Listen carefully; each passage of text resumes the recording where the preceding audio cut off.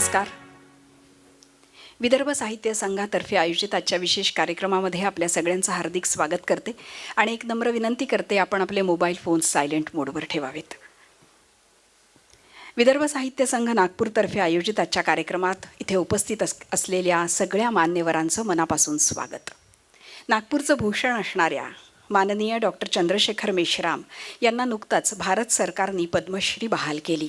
त्यानिमित्तानं त्यांचा विशेष अभिनंदन सोहळा आज आयोजित करण्यात आला आहे आणि त्यासाठी उपस्थित असलेल्या सगळ्या मान्यवरांचं आणि नागपूरकर रसिकांचं मनापासून स्वागत.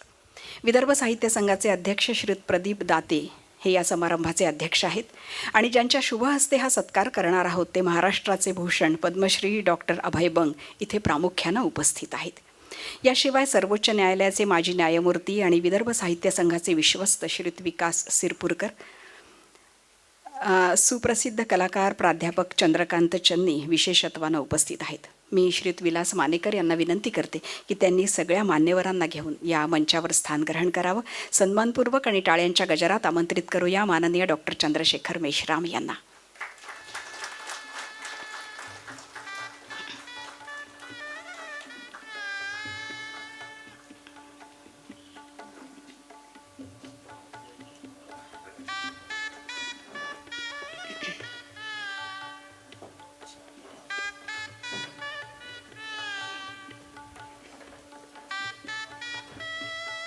मी मानेकर साहेबांना विनंती करते त्यांनी मंचावर स्थान ग्रहण करावं.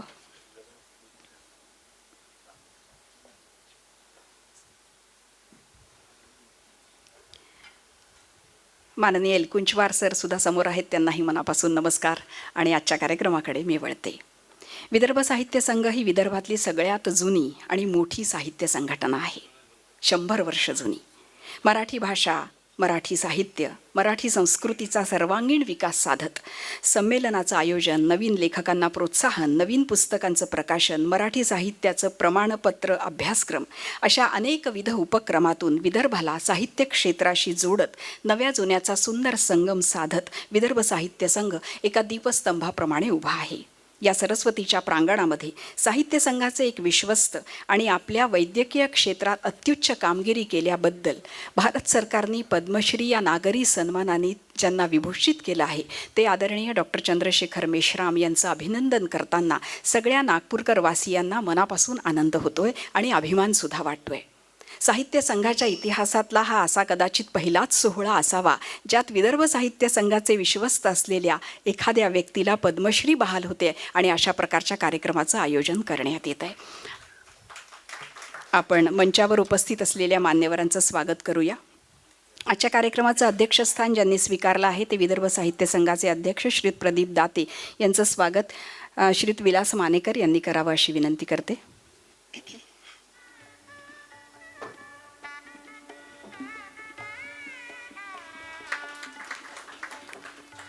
सुप्रसिद्ध सामाजिक कार्यकर्ते आणि ज्यांच्या विचारांनी समाजाला सुयोग्य दिशा दिली असे आदरणीय डॉक्टर बंग यांचंही स्वागत विलासजी मानेकर यांनी करावं अशी विनंती करते.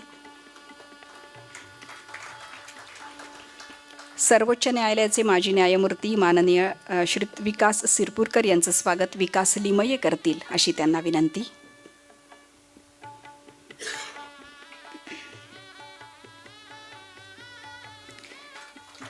आजचे उत्सवमूर्ती डॉक्टर चंद्रशेखर मेश्राम यांचंही स्वागत विकास लिमये यांनी करावं अशी विनंती.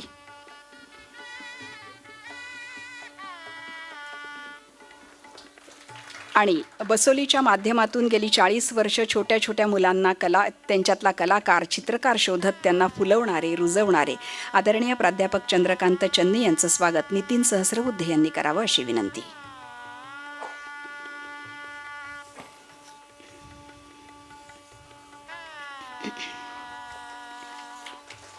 धन्यवाद. आपण स्थानापन्न व्हावं सगळ्यांनी. डॉक्टर चंद्रशेखर मेश्राम. आंतरराष्ट्रीय ख्यातीचे मेंदू विकार तज्ज्ञ डॉक्टर चंद्रशेखर महादेवराव मेश्राम. मेंदूच्या विकारांच्या क्षेत्रातील अतुलनीय योगदानाबद्दल त्यांना प्रतिष्ठित पद्मश्रीनी सन्मानित करण्यात येणार आहे. 1987 पासून नामवंत न्यूरोलॉजिस्ट म्हणून ते नागपूरमध्ये काम करतायत. GMC Nagpur, institute of medical education and research Chandigarh इथून MD मेडिसिन आणि MD न्यूरोलॉजी, 2022मध्ये वर्ल्ड फेडरेशन ऑफ न्यूरोलॉजीचे विश्वस्त म्हणून ते काम बघतायत. 65 वर्षांच्या इतिहासात या पदावर निवड झालेले देशातील ते पहिले न्यूरोलॉजिस्ट आहेत. 123 देश सदस्य असलेल्या वर्ल्ड फेडरेशन ऑफ न्यूरोलॉजीचे जगामध्ये फक्त 3च विश्वस्त आहेत. एका छोट्याशा गावातून शालेय शिक्षण पूर्ण करत वर्ल्ड फेडरेशनपर्यंतचा त्यांचा हा प्रवास अद्भुत आणि अभिनंदनीय आहे. 18 आंतरराष्ट्रीय संशोधन उपक्रमात सहभाग असलेल्या डॉक्टर चंद्रशेखर मेश्राम यांचं वर्तमानपत्रातून जवळपास 400 लेख प्रकाशित झाले आहेत. सार्वजनिक क्षेत्रात मेंदू विकारांवर जनजागरण करत गेल्या 30-32 वर्षामध्ये पक्षाघात, स्मृतिभ्रंश, पार्किन्सन्स, मिरगी, डोकंदुखी, ऑटिझम, मेंदूज्वर इत्यादी विषयांवर ते सतत जनजागरण करत असतात. अनेक देशात झालेल्या वर्ल्ड फेडरेशन ऑफ न्यूरोलॉजीच्या 7 परिषदांमध्ये देशाचं त्यांनी प्रतिनिधित्व केलं आहे आणि अनेक गोष्टी सांगण्यासारख्या आहेत. इंडियन अकॅडमी ऑफ न्यूरोलॉजीमध्ये 11 वर्ष दिलेल्या योगदानाबद्दल त्यांचा सत्कार करण्यात आला. राष्ट्रसंत तुकडोजी महाराज नागपूर विद्यापीठातर्फे त्यांना जीवन गौरव पुरस्काराने सुद्धा सन्मानित करण्यात आलं.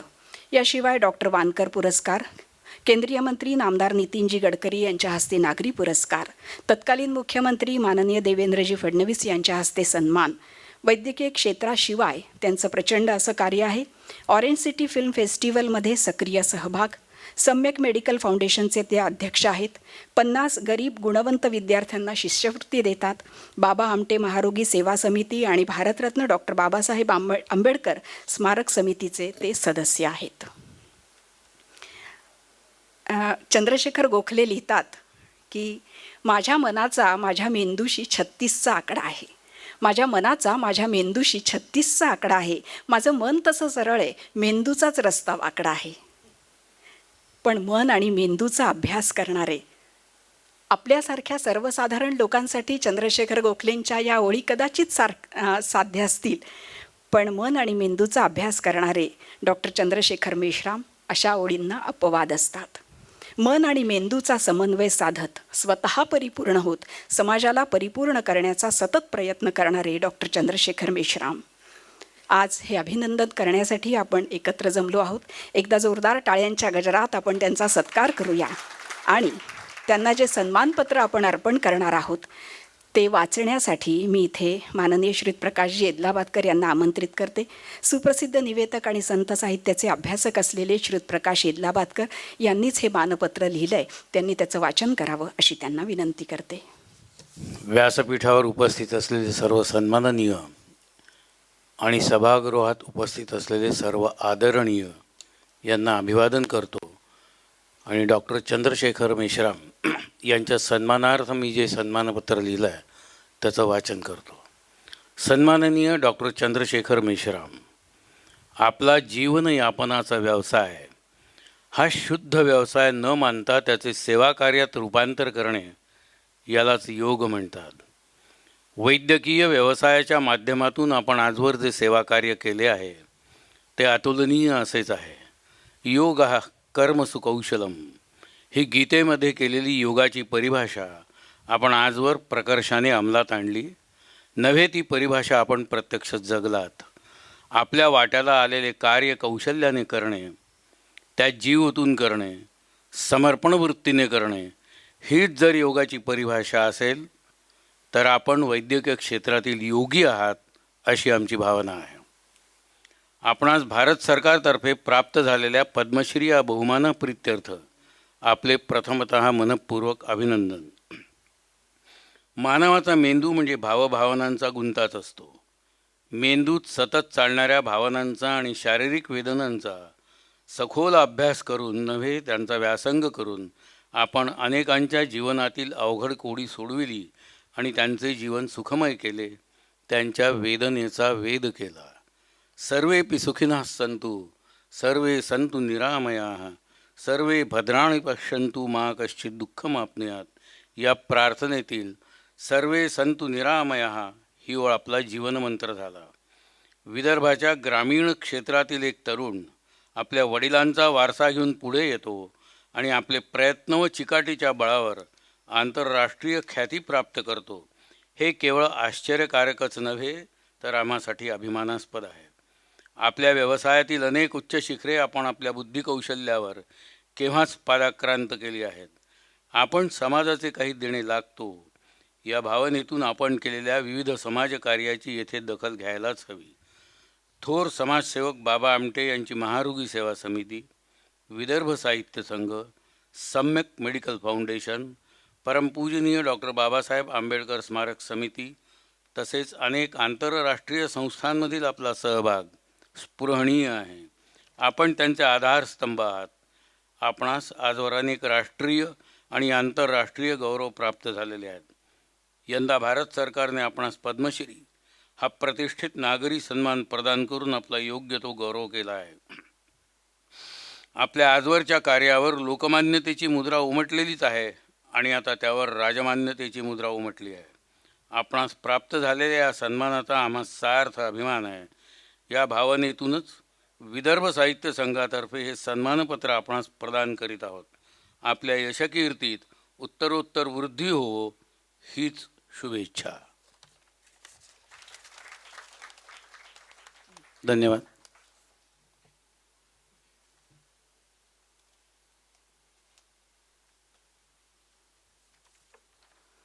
मनापासून धन्यवाद. आणि यानंतर ज्या कार्यक्रमासाठी आपण सगळे एकत्र जमलो आहोत तो महत्त्वपूर्ण कार्यक्रम अर्थात सत्कार, विदर्भ साहित्य संघातर्फे आदरणीय डॉक्टर चंद्रशेखर मेश्राम यांचा सत्कार करावा अशी विनंती मी डॉक्टर अभय बंग यांना करते आणि मंचावरील सर्व मान्यवरांना करते.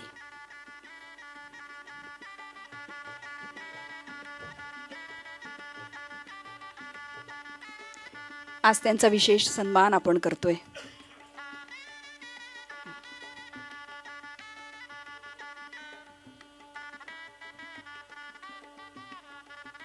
मी सौभाग्यवती मेश्राम यांना सुद्धा या ठिकाणी आमंत्रित करते. त्यांच्याशिवाय हा सन्मान अपूर्ण आहे. आपण कृपया मंचावर यावं.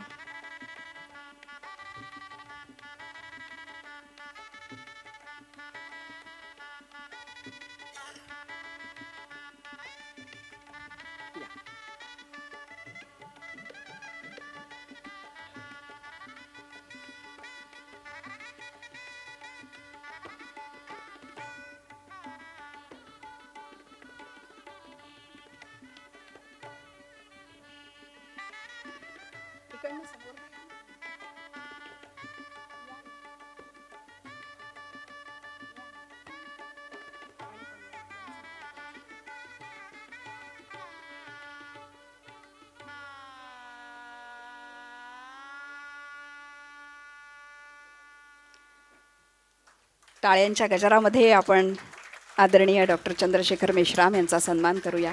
शाल.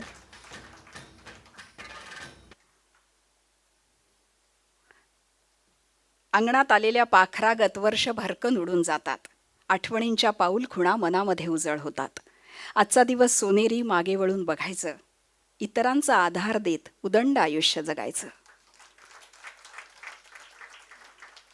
सौभाग्यवती मेश्राम यांचाही सन्मान करावा अशी विनंती करते.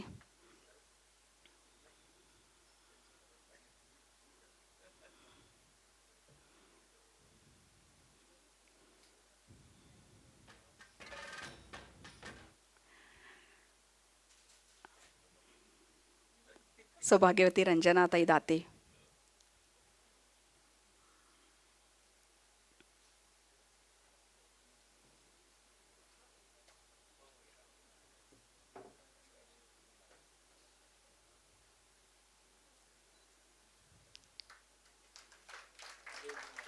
पुष्पगुच्छ आणि मानचिन्ह देऊन आपण डॉक्टर चंद्रशेखर मेश्राम यांचा सन्मान करतोय. मानचिन्ह. आजच्या कार्यक्रमाची एक आठवण भेट आणि आत्ता जे सन्मानपत्राचं वाचन करण्यात आलं ते सन्मानपत्र सुद्धा त्यांना बहाल करण्यात येते.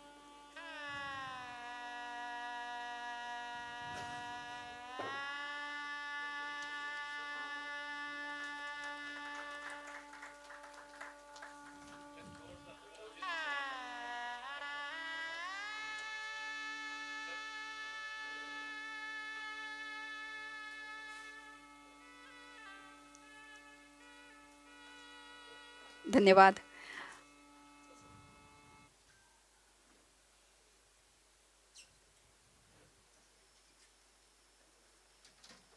आणि विदर्भ साहित्य संघातर्फे एक छोटंसं सन्मानचिन्ह.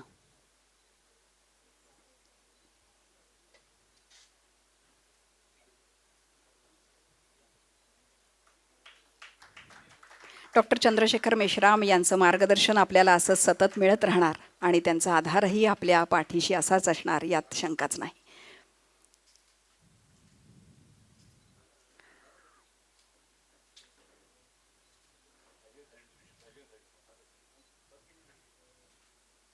मान्यवरांना विनंती, आपण स्थानापन्न व्हावं. आणि या कार्यक्रमाला पुढे नेत मी प्राध्यापक चंद्रकांत चन्ने यांना विनंती करते, त्यांनी आपल्या सगळ्यांशी संवाद साधावा.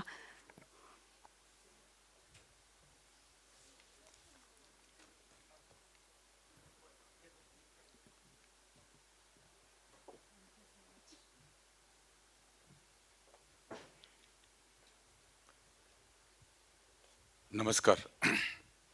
आदरणीय व्यासपीठ, महेश आणि बाकी सर्व मित्र. बसोलीच्या सोहळ्याला आता 50 वर्ष पूर्ण होतील.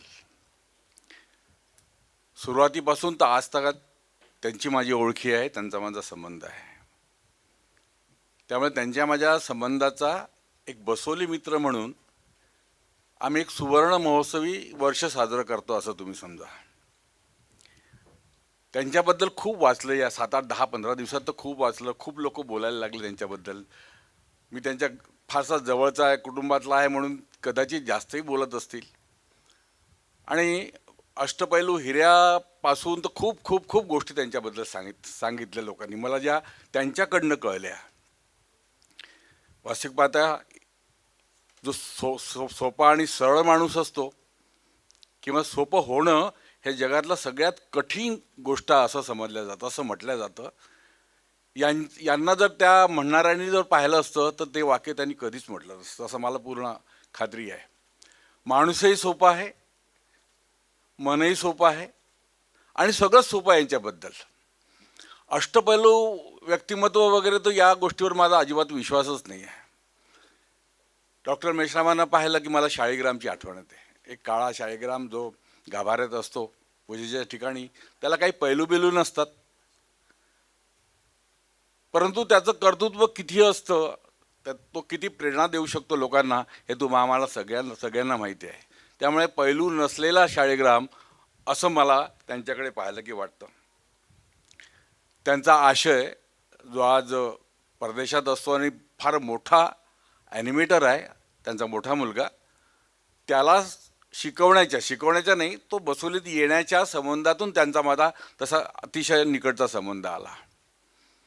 परंतु त्यांच्या घरातला सगळ्यात महत्त्वाचा प्राणी यासाठी म्हणतो की त्यांचा लहान मुलगा अविरल, तो माझा सगळ्यात जास्ती मित्र आहे. आम्ही एकत्र आलो की मस्ती करणे आणि हिंदीत बोलणे हा आमचा छंद आहे. कारण त्याला कदाचित वाटत असेल की आपल्याला हिंदी चांगलं असतं आणि या माणसाला मराठी येत नसेल कदाचित, म्हणून आम्ही हिंदीत बोलतो आणि टवाळक्या करतो. मी त्याला नेहमी म्हणत असतो की ते पागल आहे रे तू, पागल बिगल मत बोलो मुझे, मेरे पापा कहाँ से कहाँ पहुँच गए तुमको मालूम है क्या, असा डायलॉग तो नेहमी म्हणतो. अविरलला जे ओळखत असते, आज तो मोठा डॉक्टर आहे, अविरलला जे ओळखत असतील त्यांना हा असा डायलॉगाचीच कदाचित सवय झाली असेल सततच. तर मी नेहमी म्हणतो, कसले तुझे बाबा मोठे, तुझ्यासारख्या पागलाला सरळ करू शकले नाही, दुरुस्त करू शकले नाही, तू कसला रे मोठा, असं म्हटलं की आमचं सगळं घर हसायचं. आणि त्याच वेळेला डॉक्टर मेश्राम जे हसायचे ना, ते हसण्याला एक गोडवा असायचा, तुम्हाला सांगतो. डॉक्टर मेश्रामांना जवळून ज्यांनी पाहिलं ते खळाळून असणार हास्य अतिशय महत्त्वाचं आहे. क्लिष्ट अवयवाचा अभ्यास करणारा हा माणूस इतका सोपा आणि सरळ कसा, हा एक पडलेला प्रश्नच आहे. सगळ्यांनाच पडतो तो प्रश्न. आणि त्यामुळे पैलू नसलेला हा माणूस पण सगळीकडनं चमकणारा, सगळ्यांना एकत्र घेऊन चालणारा, त्यामुळे डॉक्टरपेक्षा तो माणूस असणे, मेश्राम नावाचा माणूस पण, हा शब्द त्यांना अतिशय चपलकपणे बसतो. बसोलीचा आशय नावाचं पहिलं प्रदर्शन केलं आम्ही. बालचित्रकारांचं प्रदर्शन न करणे यावर माझा आग्रह असतो, पण त्यांच्यासाठी केलं, कारण काहीतरी वेगळं करणारा तो पोरगा होता आणि त्याचं पहिलं प्रदर्शन केलं, बसोलीचा आशय. आणि त्यासाठी मला असं वाटलं की ग्रेसांनी 4 शब्द लिहावे त्या कॅटलॉगसाठी. अतिशय सुंदर कॅटलॉग केला होता आम्ही. म्हणून मी डॉक्टर मेश्रामांना म्हटलं की तसा मी म्हणू शकलो असतो डॉक्टर ग्रेसांना, तर ते म्हणाले की तुम्हीच म्हणा. मी जेव्हा ग्रेसांना म्हटलं की आशाचं असं प्रदर्शन आहे, ते त्यांनी असं केलं. त्यामुळे तो विषय संपूनच गेला तेव्हाच्या तेव्हा. मी यांना सांगितलं की ते म्हणाले की नाही लिहिणार. मग म्हणाले मी बोलू का त्याच्याशी? राहू दे, दुसऱ्या कोणाकडनं आपण लिहून घेऊ. त्यांचे आणि ग्रेसांचे संबंध खूप जवळचे आहे हे मला तोपर्यंत काही माहीत नव्हतं. ते म्हणाले दुसऱ्याकडनं लिहून घेऊ आपण. आणि मग त्यांचा फोन आला, ते तयार झाले. ते म्हणाले जा तू भेटून घे त्यांना. मी त्यांच्याकडे गेलो आणि ते पहिल्यांदा म्हणाले अरे ते आशय म्हणजे डॉक्टर मेश्रामांचा मुलगा आहे, तू का नाही सांगितलं आधी मला? अरे मी त्यांचा पेशंट आहे असं म्हटल्यानंतर मला कसं तरीच झालं. मी त्यांचा पेशंट आहे, कारण डॉक्टर मेश्रामांचा पेशंट असणे ही लपवण्याची ख्याती असते. सांगत नाही लोक कोणी की मी डॉक्टर मेश्रामांचा पेशंट आहे म्हणून. त्यांनी फार सुंदर 4 ओळी लिहून दिल्या आणि ते प्रदर्शन खूप गाजलं. हे असताना मग अविरल मागे लागला, मेरा क्यों नहीं भैया से तो मैं अच्छा करता हूँ काम वगैरे. आणि मग दुसरं छानसं प्रदर्शन केलं, मैं और मेरा भाई. तेही छानसं केलं. दोघांनी अतिशय सुंदर काम केलं. मग मला वाटलं मी का नाही मग. आणि मग आमचं दिल्लीला एक प्रदर्शन झालं ललित कला अकॅडमीच्या गॅलरीत, गुरु शिष्य नावाचं. मी यासाठी हा प्रवास सांगतो की माझा मित्र, माझा ज्युनियर असलेला राजीव मॉडर्न आर्ट गॅलरीचा डायरेक्टर होता. मी त्याला म्हटलं की उद्घाटनाला तुला यायचं आहे, पण त्याचा वेळेवर फोन आला. तो म्हणाला नाही मी नाही शकणार. आणि त्यामुळे वेळेवर कोण करायचं? ते म्हणाले काळजी करू नको. आणि 10 मिनिटातच आमच्यासमोर लीलाधर मंडलोई हजर झाला. त्यांनी फोन केला असेल तुला यायचंच आहे, तर तो एवढा मोठा माणूस ताबडतोब आला. मी यासाठी म्हणतो की वेळ अडीअडचणीला कामी येणारा माणूस कुठेही कामी येतो. त्यांचे संबंध अगदी छोट्या पोरापासून तर मोठ्या माणसांपर्यंत आहे. आणि पेशंटला कसं तपासतात हे मला माहिती आहे, कारण मी बराचदा त्यांच्या क्लिनिकला जात असतो. दिल्लीचं प्रदर्शन झालं, अतिशय सुंदर झालं, खूप गाजावाजा झाला, खूप पेपरमध्ये लिहिलं गेलं आणि त्याची सर्व कटिंग या माणसांनी आपल्या क्लिनिकच्या समोर लावले, पूर्णच्या पूर्ण असे. आणि त्यामुळे तुम्हाला माहिती आहे की 10-10 तास 8-8 तास तुमचा नंबर लागत नाही हो त्यांच्याकडे गेलं की. आणि त्यामुळे मग काय करायचं, अस्वस्थ होऊन जातं. ते पेशंट सारखे वाचायचे. त्यात गुरु शिष्य चंद्रकांत चंदे दिसले म्हणे. ताबडतोब लोकांनी मला फोन केले, सर मी इथे बसलो, जरा सांगा ना डॉक्टरला. त्यामुळे हा एक रोजगार होऊन गेला मला. आणि मग कोणाकोणाला म्हणायचं आणि कोणाकोणाला नाही म्हणायचं, कारण मला जायचं असेल तर मलाच तर अपॉइंटमेंट घ्यायला त्यांचं बरं कसं तरी वाटतं मला. आणि लोकांना सांगायचं. मग एक दिवस प्रामाणिकपणे सांगितलं, ते संत साहित्य जे लावलं ना ते बाजूला कर यार, ते काढून टाक, नाही तर मी म्हणेल त्या माणसाला रोज घेत जा, 2पैकी काहीतरी एक कर. त्यांनी काहीच नाही केलं. पण ज्याच्याबद्दल मी बोलायला लागलो त्या माणसाला त्याने मात्र ताबडतोब बोलावलं. त्यांचं पेपर कटिंग हे अतिशय एक महत्त्वाचा भाग आहे. एखादी गोष्ट आम्हाला लागली ना, रेफरन्स लागला ना, तो त्यांच्यापाशी असतो. बसोलीचा सुद्धा अतिशय व्यवस्थित रेफरन्स त्यांच्यापाशी असतो. कारण मला असं वाटतं की 50 वर्ष बसोली सांभाळली. मॅडमने 40 वर्ष म्हटलं, 10 वर्ष आमचे खाऊन टाकले. पण त्यामुळे आम्ही तरुण झाल्यासारखं वाटलं 10 यांनी. आणि त्यासाठी आमचा एक बसोली मित्र पद्मश्री त्यांना केव्हाच मिळायला पाहिजे होती जर असं आपण म्हटलं तर, पण ती एक वेळ यावी लागते. त्यामुळे आम्हाला वैयक्तिक खूप आनंद झाला, खूप म्हणजे खूपच आनंद झाला. आणि तुम्हाला सांगतो की त्या आनंदातून पुष्कळशा गोष्टी समोरही आल्या. मुख्य म्हणजे खूप लोक म्हणायचे त्यांचा आम्हाला सत्कार करायचा चन्ने सर, त्यांना म्हणा ना. आणि लागोपाठ 2 दिवस झाले, 1 दिवस झाला, दुसरा दिवस झाले, तिसरा दिवस झाले. एका मोठ्या संस्थेतून फोन आला. मी फार ऑकवर्ड झाल्यासारखं झालं. मी त्यांना पहिल्यांदा फोन केला. म्हटलं डॉक्टर पद्मश्री झालं मिळाली की खोटं बोलणं अलाऊ नसतं का? म्हणजे का नाही, तुम्हाला खोटं बोलायचं आहे. कारण 2-4 लोक मला म्हणतात की डॉक्टर मेश्रामांचा सत्कार करायचा आहे. आणि मी त्याला सांगितलं की ते इथे नाहीच आहे, ते बाहेरच गेले. जर त्यांचा संबंध आला तर खोटं बोला, सांगा त्यांना की मी बाहेर होतो. पण माझ्या एक शब्दावर त्यांना खूप हसायला आलं की पद्मश्री झाल्यानंतर खोटं बोलता येतं का? या एका शब्दावर इतके हसले की मला खूप आनंद झाला. मित्रांनो, कोणी फोन केला आणि म्हटलं नाही डॉक्टर मेश्राम 7-8 दिवस नाही आहे, ते बाहेर गेले आहे असं म्हटल्यानंतर तिकडच्या तोंडून तिकडच्या याच्यावरून अरे बापरे असाच आवाज ऐकला मी. म्हणजे या माणसाकडे आपण जर गेलो तर पूर्णपणे बरे होणार याची खात्री असणारा तो पेशंट आणि त्या पेशंटच्या माध्यमातून डॉक्टर मेश्रामांना जवळीक साधणारा जो वर्ग असतो त्याची संख्या आज फार मोठी झाली आहे. आज इथे जरी तसे कमी लोक असले तरी प्रत्येकांना माहिती आहे की आपल्या माणसाचा सत्कार होणार आहे. आज आपल्या माणसाला पद्मश्री मिळाली आहे. कारण म्हणताना आपल्या डॉक्टरांना पद्मश्री मिळाली असाच वाक्यप्रयोग होतो, असाच बोलण्यात येतं. डॉक्टर मेश्रामांना नाही हो, आपल्या डॉक्टर मेश्रामांना पद्मश्री मिळाली याचा आनंद हा घरोघरी झाला आहे. माझ्या कार्यसमारंभाला घरच्या डॉक्टर मेश्राम आवर्जून असतात. मुंजी असो माझ्या नातवाची की माझ्या पोराचं लग्न असो, माझा वाढदिवस असो, काही असो, थोडासा सुद्धा 4 लोक असेल, कोणाचा चित्रकार आला असेल तर त्याला भेटायला सुद्धा आवर्जून येतात. मेंदूचा डॉक्टर चित्रकला प्रदर्शनात सातत्याने जातो म्हणजे काय, फुलांच्या प्रदर्शनाला सातत्याने जातो म्हणजे काय. त्यांचा फोन होतो, मी दिल्लीला आलो आहे, ललित कलाच्या अकॅडमीचं प्रदर्शन पाहून आलो. त्यातून वेळ काढायचा. त्यामुळे रंग, रेषा, आकार यावर प्रेम करणारा माणूस हा संपूर्ण जगावर प्रेम करणारा असेलच अशी माझी पूर्ण खात्री आहे. कारण गेले कित्येक वर्ष मीही त्या क्षेत्रात असल्यामुळे डॉक्टर मेश्राम आपलाच माणूस आहे.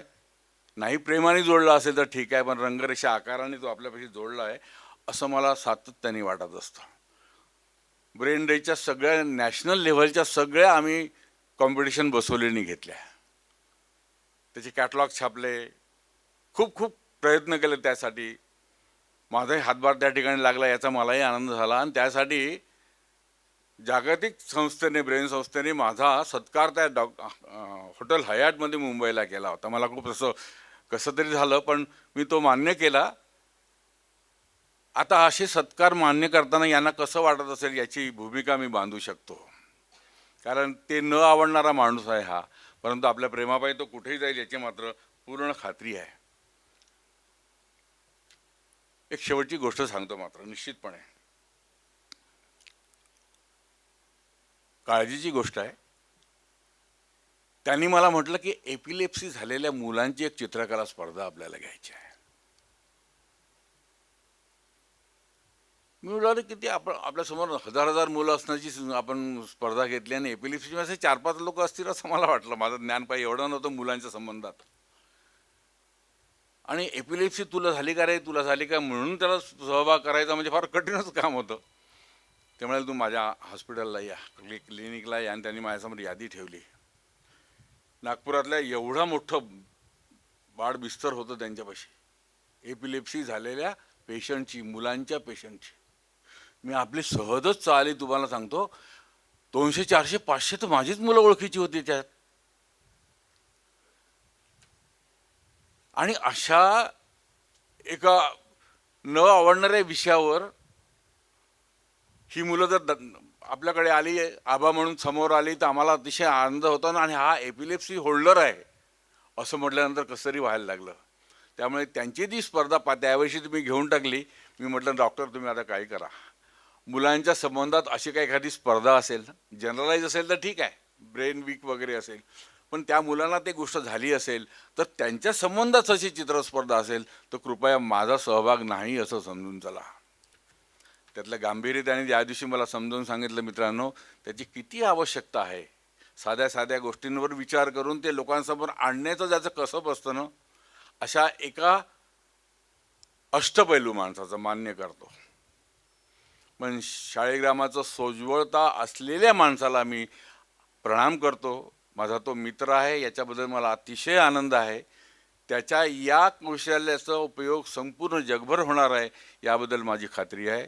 त्यामुळे मलाही डॉक्टर मेश्राम बसोले मित्र आणि माझा मित्र आहे हे कबूल करण्यात, हे लोकांना सांगण्यात, तुम्हाला सांगण्यात मला अतिशय आनंद होत आहे. धन्यवाद.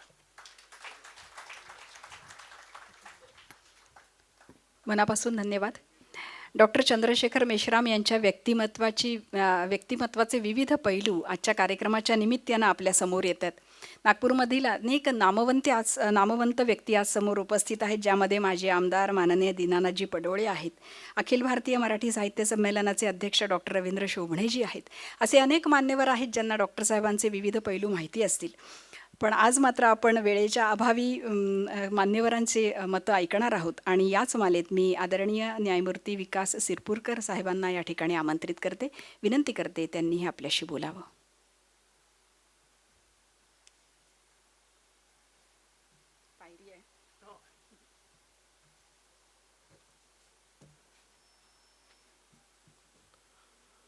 नमस्कार.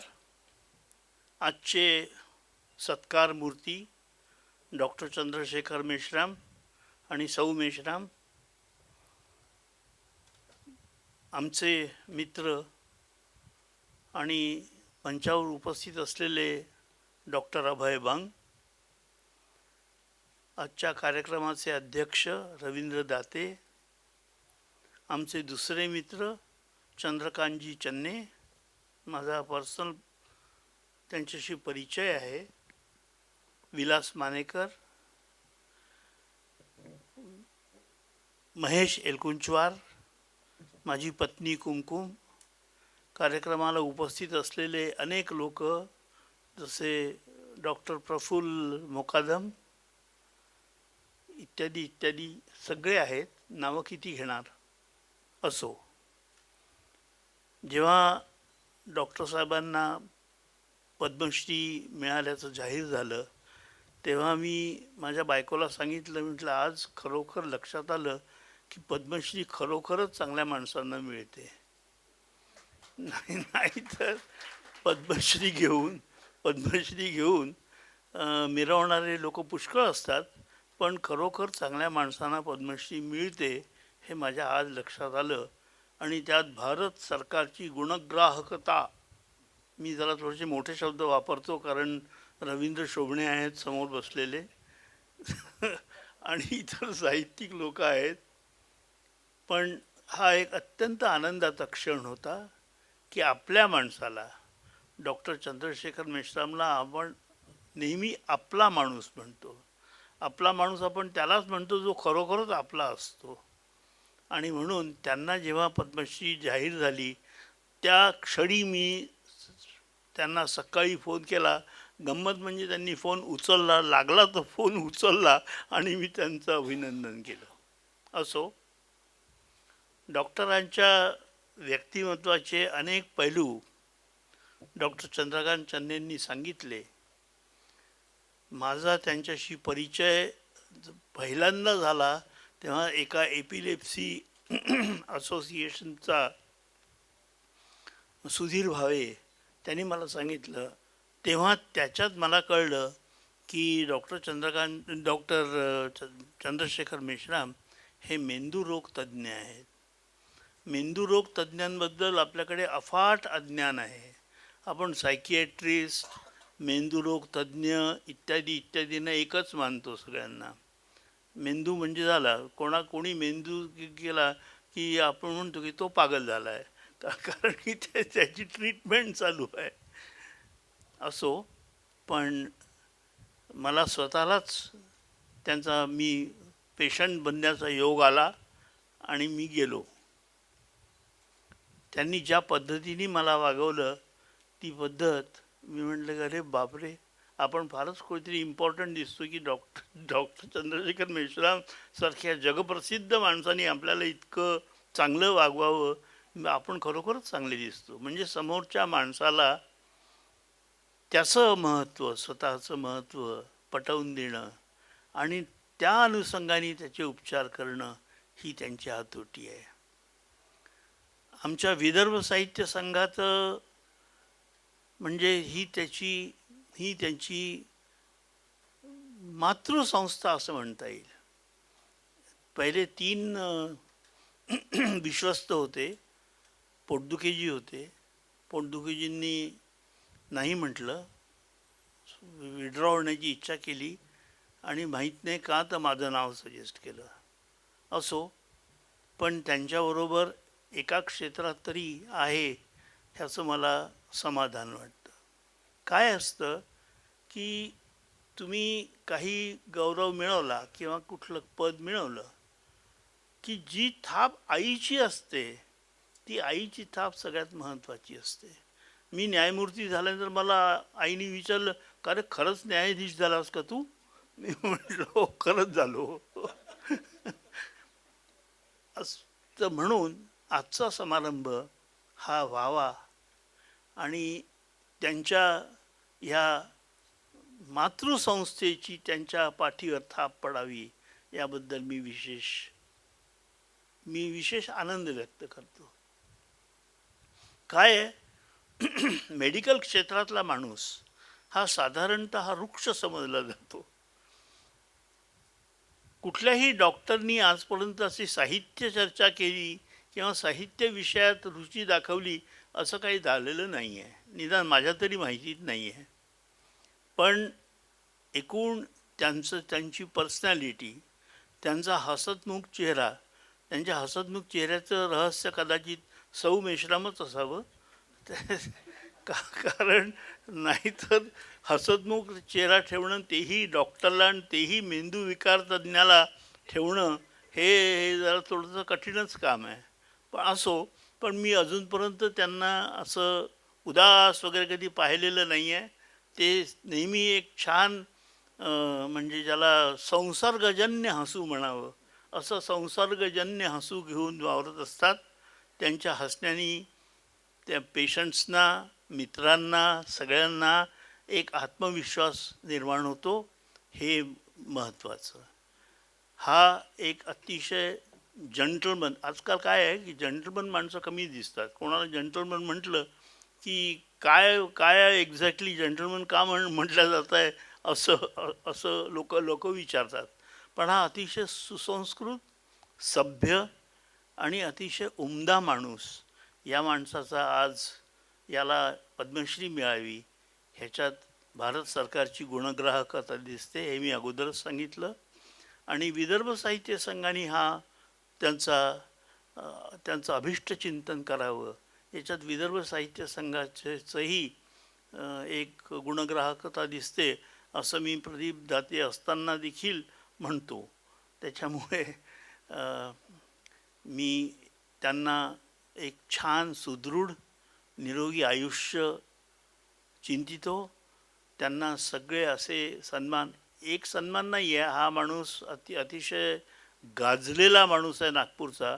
वर्ल्ड ऑर्गनायझेशनचं अध्यक्षपद घेणं ही एक गंमत नाही आहे. जे त्या क्षेत्रात आहे त्यांना माहिती आहे की वर्ल्ड ऑर्गनायझेशनचं अध्यक्षपद मिळणं आणि ते निभावणं आणि ते न काही गडबड होता निभावणं हे जास्त महत्त्वाचं आहे. मी असे सन्मान त्यांच्याजवळ येतीलच, त्यांच्यासमोर येतीलच असा विश्वास बाळगून मी त्यांचं अभिष्ट चिंतन करतो. त्यांना परमेश्वरांनी उदंड आयुष्य देवो, सुख देवो आणि आनंद देवो ही प्रार्थना. नमस्कार.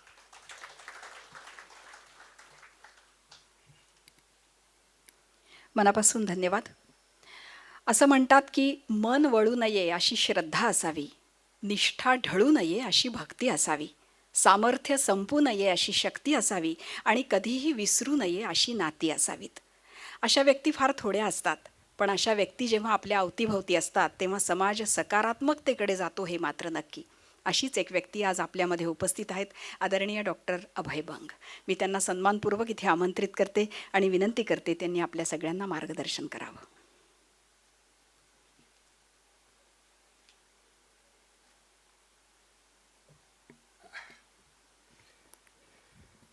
सर्व मित्रांनो, मार्गदर्शन करायला तर मी आलो नाही, पण एक आनंद सगळ्यांसोबत वाटून घ्यावा म्हणून आलो.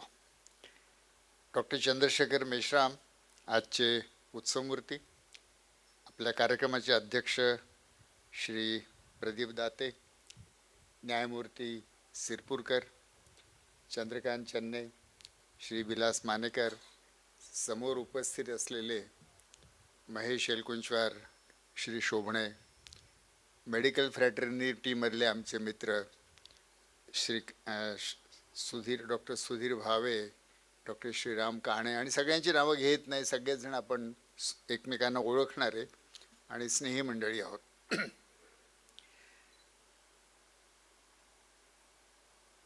डॉक्टर चंद्रशेखरचा परिचय तर माझ्यापेक्षा फार अधिक असलेल्यांनी करून दिलेला आहे, त्यामुळे मी त्याची फार पुनरावृत्ती करण्यामध्ये वेळ वाया घालवणार नाही.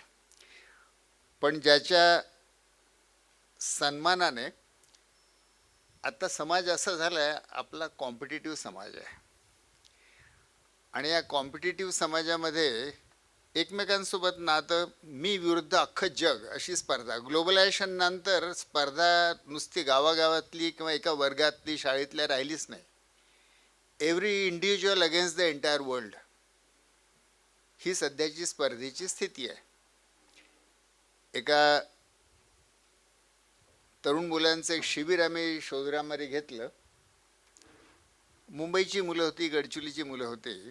तर एक चॅलेंज आम्ही त्यांच्यासमोर असं मांडलं की तुम्ही जंगलातनं जाता गडचिरोलीच्या आणि अचानक वाघ आला. 2-2च्या जोड्या केल्या त्या मुलांच्या, आणि त्यांना म्हटलं अचानक वाघ आला तर काय कराल.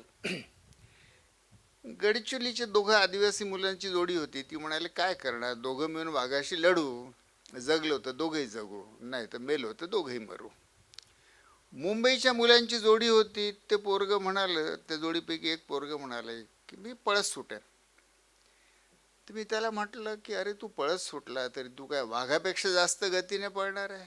तर तो म्हणे वाघापेक्षा जास्त गतीने पळायची गरज नाही, माझ्या जोडीदारापेक्षा जास्त गतीने मी पळालो की वाघाच्या तोंडात तो गेला, मी सुटलो. जोडीदाराला देखील, आपल्या मित्राला देखील जी वाघाच्या तोंडात देते त्याला स्पर्धा म्हणतात. अशा युगामध्ये एका माणसाचा भारत सरकारने अतिशय उच्च असा सत्कार प्रस्तावित करावा, त्यासाठी निवड करावी आणि अख्ख्या समाजाला आनंद व्हावा, हे सहसा घडत नाही आजकाल.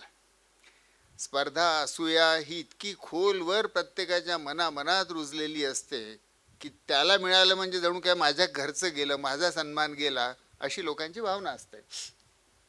म्हणून चंद्रशेखरला सन्मान मिळाला तेव्हा ज्या प्रकारची सार्वत्रिक भावना मी बघतो, किमान विदर्भात जिथे इथं जातो ऐकतो, सगळ्यांना मनापासून आनंद झालेला आहे. आणि हे अजात शत्रुत्व आणि त्याच्या सन्मानाने सगळ्यांना आनंद व्हावा, हे फार दुर्लभ देणं तुला मिळालेलं असं मी म्हणेन.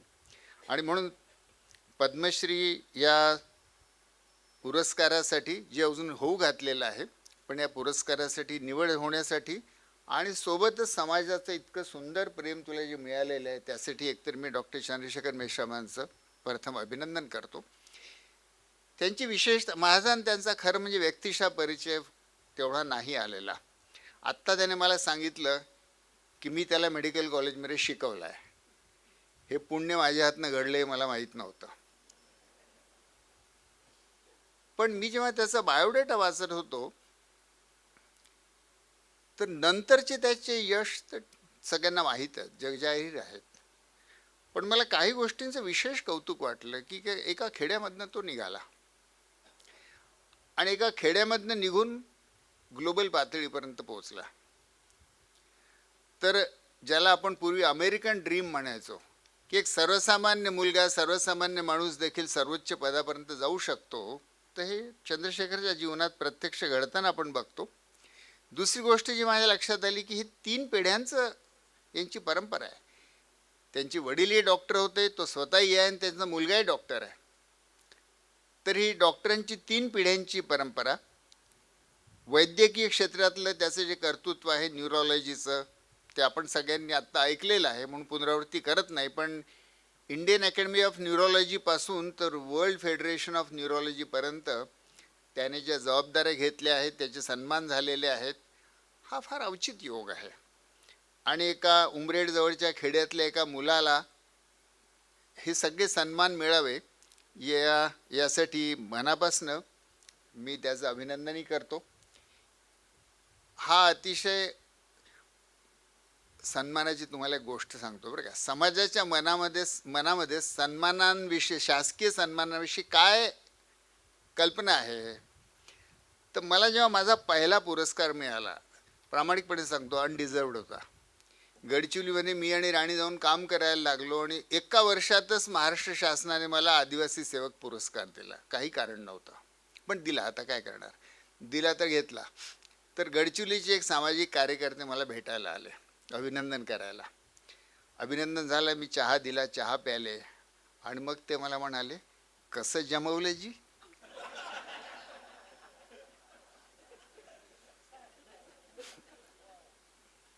तर शासकीय सन्मान मिळाला की सहसा लोकांना वाटतं कसं जमवलं जी. पण म्हणजे या सरकारचा मी काही फार प्रशंसक नाही, पण एका बाबतीत मला नक्कीच यांचं प्रशंसा करावीशी वाटते की गेल्या 10 वर्षामध्ये पद्मश्री पुरस्कार किंवा पद्म पुरस्कारांचं बरंच लोकशाहीकरण झालेलं आहे. सगळ्या क्षेत्रातले पुरस्कार जरी मला माहीत नाहीत, पण वैद्यकीय क्षेत्रातले पुरस्कार पद्मश्रीचे हे हमखास फक्त दिल्लीमधल्या आणि त्यातलेही 60% हे फक्त एम्स दिल्लीमधल्या डॉक्टरांना मिळायचे. एका मंत्र्याचं सर्दी पडसं जरी तुम्ही उपचार केले तरी तुम्हाला पद्मश्री मिळायचे. तर पद्म पुरस्कार असे हे जे बांधले गेले होते जणू काही दिल्लीच्या डॉक्टरांसोबत, आणि गेल्या 10 वर्षात आपण बघू की आपल्या विदर्भातल्याच अनेक डॉक्टरांना पद्म पुरस्कार, आणि माझा अपवाद सोडला तर मी म्हणेन वेल डिझर्वड. आणि म्हणून पद्म पुरस्काराचं मला नक्कीच कौतुक वाटते या शासनाचं की ज्यांना खरंच मिळायला हवेत अशा माणसांपर्यंत पद्म पुरस्कार आता पोचायला लागलेला आहे. आपल्या विदर्भातल्याच अनेक डॉक्टरांना, आणि चंद्रशेखरला मी आठवण करून देतो की माझे जे शिक्षक होते ते डॉक्टर मारवा आणि डॉक्टर चौबे यांनाही पद्म पुरस्कार मिळाला, आणि माझा जो विद्यार्थी होता असं तो म्हणतो त्या चंद्रशेखरलाही मिळाला. म्हणजे 3 पिढ्यांची परंपरा आता आहे. त्याच्या ज्या इतर इन्व्हॉल्वमेंट आहेत न्यूरोलॉजीच्या व्यतिरिक्त, त्याचं मला मनापासून कौतुक आहे.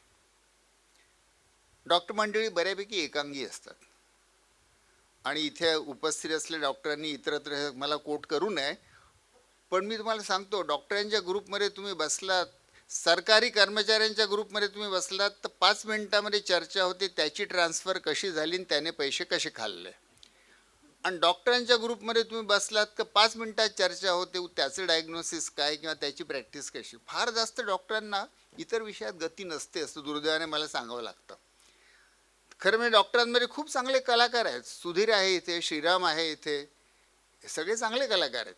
पण डॉक्टर बऱ्यापैकी बहुतेक डॉक्टर असे एकमार्गी असतात. चंद्रशेखरने ज्या विविध क्षेत्रामध्ये गती आणि इंटरेस्ट दाखवला आहे आणि त्याच्यामध्ये योगदानही दिलेलं आहे, आणि ते महारोगी सेवा समिती बाबा आमटेंची त्याची सामाजिक जबाबदारी, दीक्षाभूमीची स्मारक समिती त्याची सामाजिक जबाबदारी पासून तर त्याचं फिल्म क्लब जो आहे आणि फेस्टिवल तो आयोजित करतो याचं मला फार कौतुक काय, थोडंसं हेवाई आहे. कारण माझी स्वतःची तो बघण्याची इतकी इच्छा असते पण गडचिरोली येणं होत नाही. ते अनेक क्षेत्रामध्ये त्याला गती आहे, हे जरा अनयुज्युअल आहे. आणि म्हणून ही सगळ्या विविध प्रकारचे अंग असलेल्या या एका अतिशय उत्कृष्ट न्यूरोलॉजिस्टला, सामाजिक भान असलेल्या व्यक्तीला, कलेचं भान असलेल्या व्यक्तीला आणि विदर्भ साहित्य संघाचा ट्रस्टी असलेल्या व्यक्तीला हा पुरस्कार मिळतो आहे. आणि सोबतच विदर्भ साहित्य संघ त्याचा सन्मान करत आहे, याचा मला मोठा आनंद आहे. आता या निमित्ताने आपण सगळे गोळा झालो आहोत, तर हे डॉक्टर आणि साहित्य म्हणजे चंद्रशेखर डॉक्टर आहे आणि हे विदर्भ साहित्य संघ आहे. तर मला वाटतं आता न्यायमूर्ती सिरपूरकरांनी उल्लेख केला की डॉक्टर मंडळी, आपण तसं नाही आहे. डॉक्टरांच्या साहित्यामध्ये अगदी तुम्ही शेरलॉक होम्सचा जो गुरु होता तर आर्थर कॉनन डायल, तो स्वतः डॉक्टरच होता. R.L. स्टीव्हन्सन डॉक्टर होता. पण मी 2 न्यूरोलॉजिस्टची नावं घेऊ इच्छितो. एक नाव आहे डॉक्टर व्ही रामचंद्रन. आता डॉक्टर व्ही रामचंद्र स्वाभाविकपणे भारतीय ओरिजिनचे आहेत, पण असतात अमेरिकेमध्ये. असं मानलं जातं की नोबेल प्राईजचा हा एक कॅन्डिडेट आहे, इतका थोर न्यूरोलॉजिस्ट आहे. आणि त्यांनी आमच्या वैद्यक क्षेत्रात एक फॅन्टम लिम नावाची गोष्ट असते. म्हणजे तुमचा अपघात झाला, हात कापला तरी रोग्याला वाटतच राहतं की मला हात आहे, आणि नसलेल्या हाताचं दुखणं त्याला होतं. तर त्याला फॅन्टम लिम म्हणतात. तर रामचंद्रांनी हे फॅन्टम लिम्बचा फेनॉमेनॉन का घडतो हे शोधून काढलं. रामचंद्रांनी ब्रेनमध्ये असलेल्या मिरर सेल नावाच्या एक नव्याच प्रकारच्या सेल शोधून काढल्या. तर रामचंद्रन खूप मोठे जागतिक पातळीचे अतिशय उच्च पातळीचे असे न्यूरोलॉजिस्ट आहेत. पण सर्वसामान्य माणसाला त्याच्याशी फार घेणं देणं नाही. त्यांनी अतिशय सुंदर पुस्तक लिहिली आहेत. आणि फॅन्टम इन द ब्रेन हे त्यांचं पुस्तक अतिशय सुंदर आहे. तसंच ऑलिव्हर सॅक्स. आता ऑलिव्हर सॅक्स हा एक न्यूरोलॉजिस्ट, अतिशय उच्च पातळीचा न्यूरोलॉजिस्ट. पण त्याचं एक पुस्तक गमतीशीरच आहे, the man who mistook hat for his wife. म्हणजे या माणसाला पेशंट, तो ऑलिव्हर सॅक्स आपल्या एक एक पेशंटच्या कथा सांगतो आणि त्या कथेतनं ब्रेनचे रोग काय आहेत, तिथे काय घडतं प्रॉब्लेम, हे तो सर्वसामान्य वाचकांसाठी त्याच्या कथा लिहितो. तर त्याचा एक रुग्ण आहे की ज्याला जो काही मेंदूचा रोग ज्या विशिष्ट भागात झाला, तर त्याला हॅट आणि आपली बायको याच्यातला फरकच ओळखता येत नाही.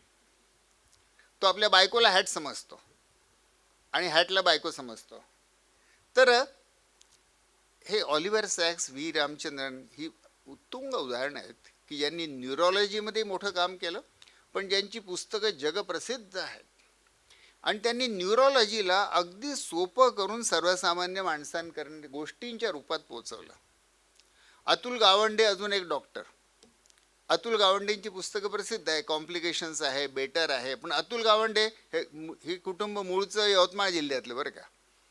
तर अतुल गावंडेंची पुस्तकं की आम्ही डॉक्टर मंडळी बाहेर जे सांगतो त्याच्याशिवाय खूप काही वॉर्डमध्ये आतमध्ये घडत असतं, ऑपरेशन थिएटरमध्ये घडत असतं, ते तुम्हाला कळत नाही असं म्हणून त्याने जाहीररित्या कॉम्प्लिकेशन्स कसे होतात आणि स्वतःच्याच कथा सांगितल्या की माझ्या हातून कसे कॉम्प्लिकेशन्स झाले.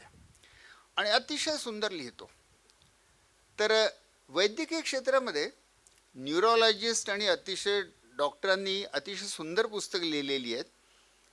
मी चंद्रशेखरला हे सांगू इच्छितो की हे एक नवं फील्ड तुझ्यासाठी आहे. आणि न्यूरोलॉजीच्या बाबतीत कौतुक करावं असं महाराष्ट्रात सध्यात मराठीत घडत आहे. आत्ताच मी नुकतं एक पुस्तक वाचतो, त्याला पुरस्कारही मिळालेला आहे, अंजली चिपलकट्टींचा, माणूस असा का वागतो. आता या बाई डॉक्टर नाहीत, या बाई बायोलॉजिकल सायन्सच्या विद्यार्थिनी नाहीत, काहीतरी कॉम्प्युटरच्या प्रोफेशनल आहेत. पण इतकं सुंदर पुस्तक लिहिलं आहे त्यांनी की माणसाचं विविध प्रकारचं वर्तन, माणूस हिंसक का होतो, माणूस द्वेष का करतो, माणूस युद्ध का करतो, माणूस नाझी का होतो, फासिस्ट का होतो, तर ह्या सगळ्यांचं मेंदूच्या कोणत्या अवयवाशी संबंध आहे आणि असं का घडतं, माणूस असा का वागतो. आणि त्यांचं पुस्तक वाचताना आपल्या अवतीभोवतीच काय आपल्या स्वतःमध्ये देखील ज्या अनेक प्रक्रिया प्रतिक्रिया उमटतात आपल्याला, त्यांची स्पष्टीकरण मिळायला लागतात. तसं सुबोध जावडेकर नावाचे दुसरे लेखक आहेत. तर जावडेकरही पुन्हा डॉक्टर नाहीत, मेंदू तज्ज्ञ नाहीत, पण त्यांनी मेंदूतला माणूस नावाचं सुंदर पुस्तक लिहिलं आहे. म्हणजे प्रामाणिकपणे प्रायव्हेटली सांगायला हरकत नाही की माझं मेंदूविषयी ज्ञान काहीसं त्याच्यामुळे वाढलं त्या नॉन मेडिकल माणसाचं पुस्तक वाचून. तर मराठीमध्ये गैरवैद्यकीय माणसं मेंदूवरती अतिशय सुंदर लिहायला लागलेले आहेत. आणि म्हणून इथे तुझ्यासाठी चॅलेंज आहे. तुझ्यात कलाकारही आहे, लेखकही आहे, तू लोकांमध्ये ब्रेन लिटरसी पसरवण्यासाठी प्रयत्नही करत असतो. साहित्य हे अतिशय सुंदर माध्यम आहे की विज्ञानाचं सुलभीकरण करून चांगल्या अर्थाने लोकांपर्यंत पोहोचवण्याचं जयंत नारळीकरांनी खूप केलं ते. तर तसं न्यूरोलॉजीच्या बाबतीत करायची खूप गरज आहे, खूप वाव आहे. आणि तुझ्याकडे अपार पेशंटच्या कथांचा संग्रह असेल याची मला खात्री आहे. तर ही एक गोष्ट आहे जी करण्यासारखी आहे. दुसरं साहित्यिक किंवा साहित्य आणि डॉक्टर यांच्यामध्ये एक गोष्ट कॉमन आहे. कॉमन अशी की वस्तुतः दोघांना काहीही स्वतंत्र स्थान नसतं. साहित्याची व्याख्या विनोबांनी सांगितलेली मोठी इंटरेस्टिंग आहे. संस्कृत तज्ज्ञ होते. त्यांनी साहित्य शब्दाचा अर्थच मुळी सांगितला, जे सहित चालतं ते साहित्य. आणि हे नुसतं वाङ्मयीन साहित्यासाठी नाही. असं बघा, स्वयंपाकाचं साहित्य, लष्कराचं साहित्य, आपण केमिस्ट्रीचे किंवा फिजिक्सचे प्रयोग शाळेमध्ये करायचो, त्या धड्यामध्ये सुरुवातीला असायचं प्रयोगासाठी लागणारं साहित्य. साहित्य म्हणजे जे सोबत चालतं रे साहित्य, म्हणजे त्याला स्वतःचं काही स्टँडिंग नाहीच आहे. जे कशाच्या तरी सोबत चालतं ते साहित्य. मग जे ललित साहित्य लिहिलं जातं ते माणसाच्या सोबत चालतं, ते समाजाच्या सोबत चालतं, आणि म्हणून त्याला जो गाभा आहे तो गाभा मिळतो, आणि म्हणून ते दुसऱ्यांच्या हृदयाला स्पर्श करतं, तिथपर्यंत पोचतं. ही त्याची थोरवी, ही त्याची जी शक्ती आहे ती त्याच्या सहित असण्यामध्ये आहे. आम्हा डॉक्टरांचाही जो व्यवसाय आहे तो त्या दृष्टीने आहे. खरं म्हणजे वस्तुतः त्यालाही काही स्टँडिंग असायचं कारण नाही. तुम्ही हिंद स्वराज्य गांधीजींचं वाचाल, गांधीजींनी डॉक्टरांवर अशी प्रखर टीका केली आहे. 7 त्यांनी महाअभियोग आरोप डॉक्टरांवरती मांडलेले आहेत. आणि मला माहीत नसलं एक त्यांनी तथ्य त्याच्यात असं सांगितलं आहे की डॉक्टरी पेशाला, म्हणजे पूर्वी डॉक्टरी पेशा नव्हता, वैद्यक पेशा होता, वैद्य. भारतीय संस्कृतीमध्ये, भारतीय समाजामध्ये वैद्याला कधीही उच्च स्थान नव्हतं. ते अतिशय निम्न तऱ्हेचं काम मानलं जायचं. हे मॉडर्न मेडिसिन आल्यानंतर डॉक्टरी पेशाला खरं म्हणजे प्रतिष्ठा लाभली. तर डॉक्टरी पेशाला देखील स्वतःचं स्वतंत्र स्थान नाही. जसं साहित्य समाजासोबत चालतं तसं डॉक्टरी पेशा देखील समाजासोबत चालतो. आणि दोन्ही व्यवसाय जे आहे याचा खरा उपयोग जो होतो किंवा याची खरी उंची गाठली जाते जेव्हा ते समाजासोबत चालतं. चंद्रशेखर पहिलेपासूनच समाजाच्या विविध अंगाशी जोडलेले आहेत. एक न्यूरोलॉजीच्या क्षेत्रामधली एक मात्र एक अंतिम मिस्ट्री आहे जी अजून काही कोणाला सापडलेली नाही. इथे उल्लेख कोणीतरी केला की मन सरळ आहे पण मेंदू वाकडा आहे. कोणती कवितेची एक ओळ तुम्ही म्हणून म्हटले. खरं वास्तव सांगतो एक्झॅक्टली उलटा आहे याच्या. मेंदू सरळ असतो. मेंदूमधली जी रचना आहे ती इतकी नेमकी आहे, प्रिसाईज आहे की तुमच्या पायाचं इथलं जर संवेदना गेली तर नेमकं तुम्हाला कुठे मेंदूमध्ये किंवा स्पायनल कॉर्डमध्ये तुम्हाला रोग आहे हे मेंदू तज्ज्ञ नेमकं सांगू शकतात.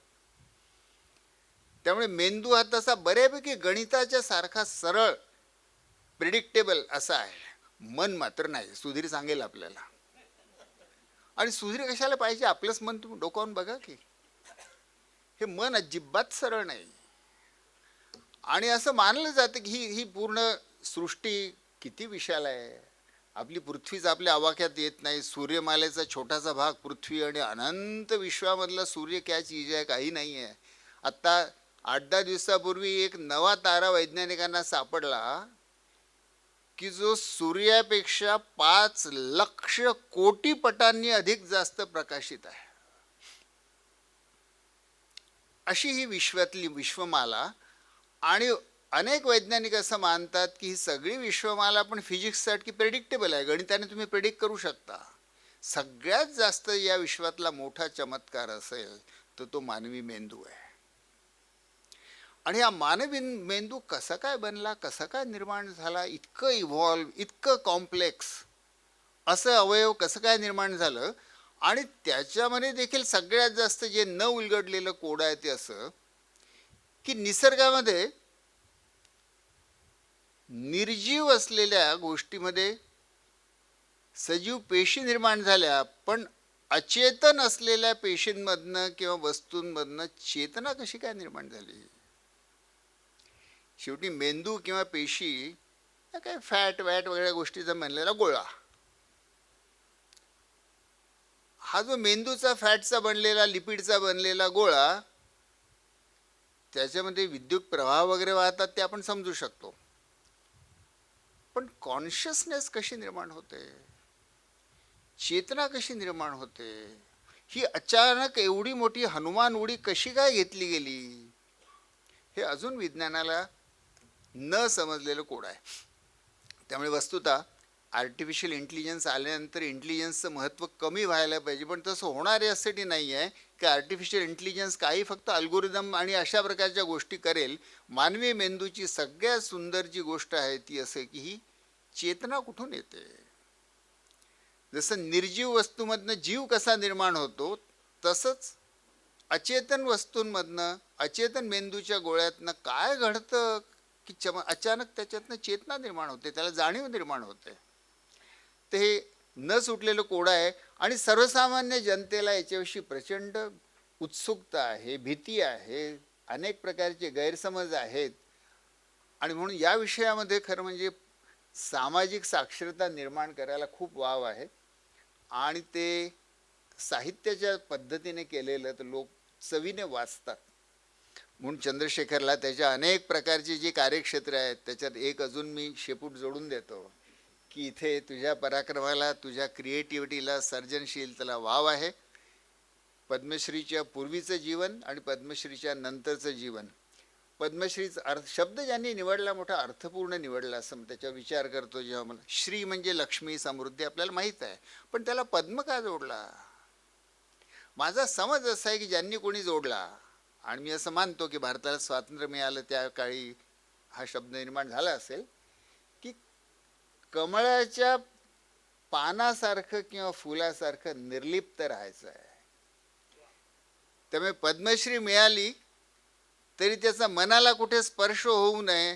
तुला अहंकाराचा की तुझ्या बाबतीत काही प्रश्नच नाही आहे, पण लोक पद्मश्री घेऊन मिरवतात, आपल्या नावाच्या पुढे मागे दोन्हीकडे लावतात.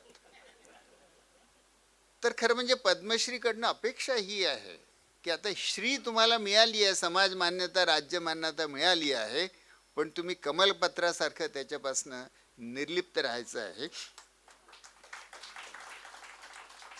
तर तुझ्याकडनं समाजाला खूप काही मिळालेलं आहे, अजूनही पुढे मिळत राहो, ते मिळत राहील अशी मला खात्री आहे.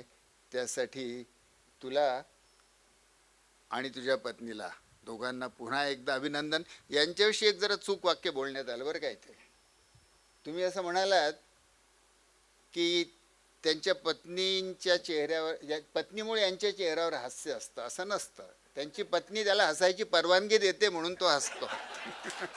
नमस्कार.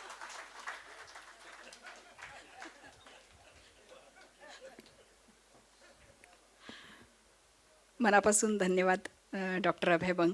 पद्मश्रीचा इतका सुरेख अर्थ आपण आम्हाला सांगितलात त्याबद्दल आपले मनापासून आभार. आणि यानंतर ज्यांना ऐकण्यासाठी आपण सगळे उत्सुक आहोत ते माननीय डॉक्टर चंद्रशेखरजी मेश्राम यांना आमंत्रित करते. तत्पूर्वी पुन्हा एकदा 4 ओळी म्हणण्याचा मोह मला होतोय. ज्याला देवी सरस्वतीने स्वहस्ताने केले औक्षण, काय तयाला सन्मान दुजे, काय तयाला लौकिक भूषण. स्वतः सरस्वती ज्यांच्यासमोर हात जोडून उभी आहे, अशांना या भूषणाच्या पलीकडे जात आपल्या सगळ्यांच्या मनामध्ये जे स्थान त्यांनी निर्माण केलं आहे ते स्थान असंच अबाधित राहणार आहे यात शंकाच नाही. आणि म्हणूनच त्यांचे विचार ऐकण्यासाठी आपण उत्सुक आहोत. मी त्यांना सन्मानपूर्वक आमंत्रित करते.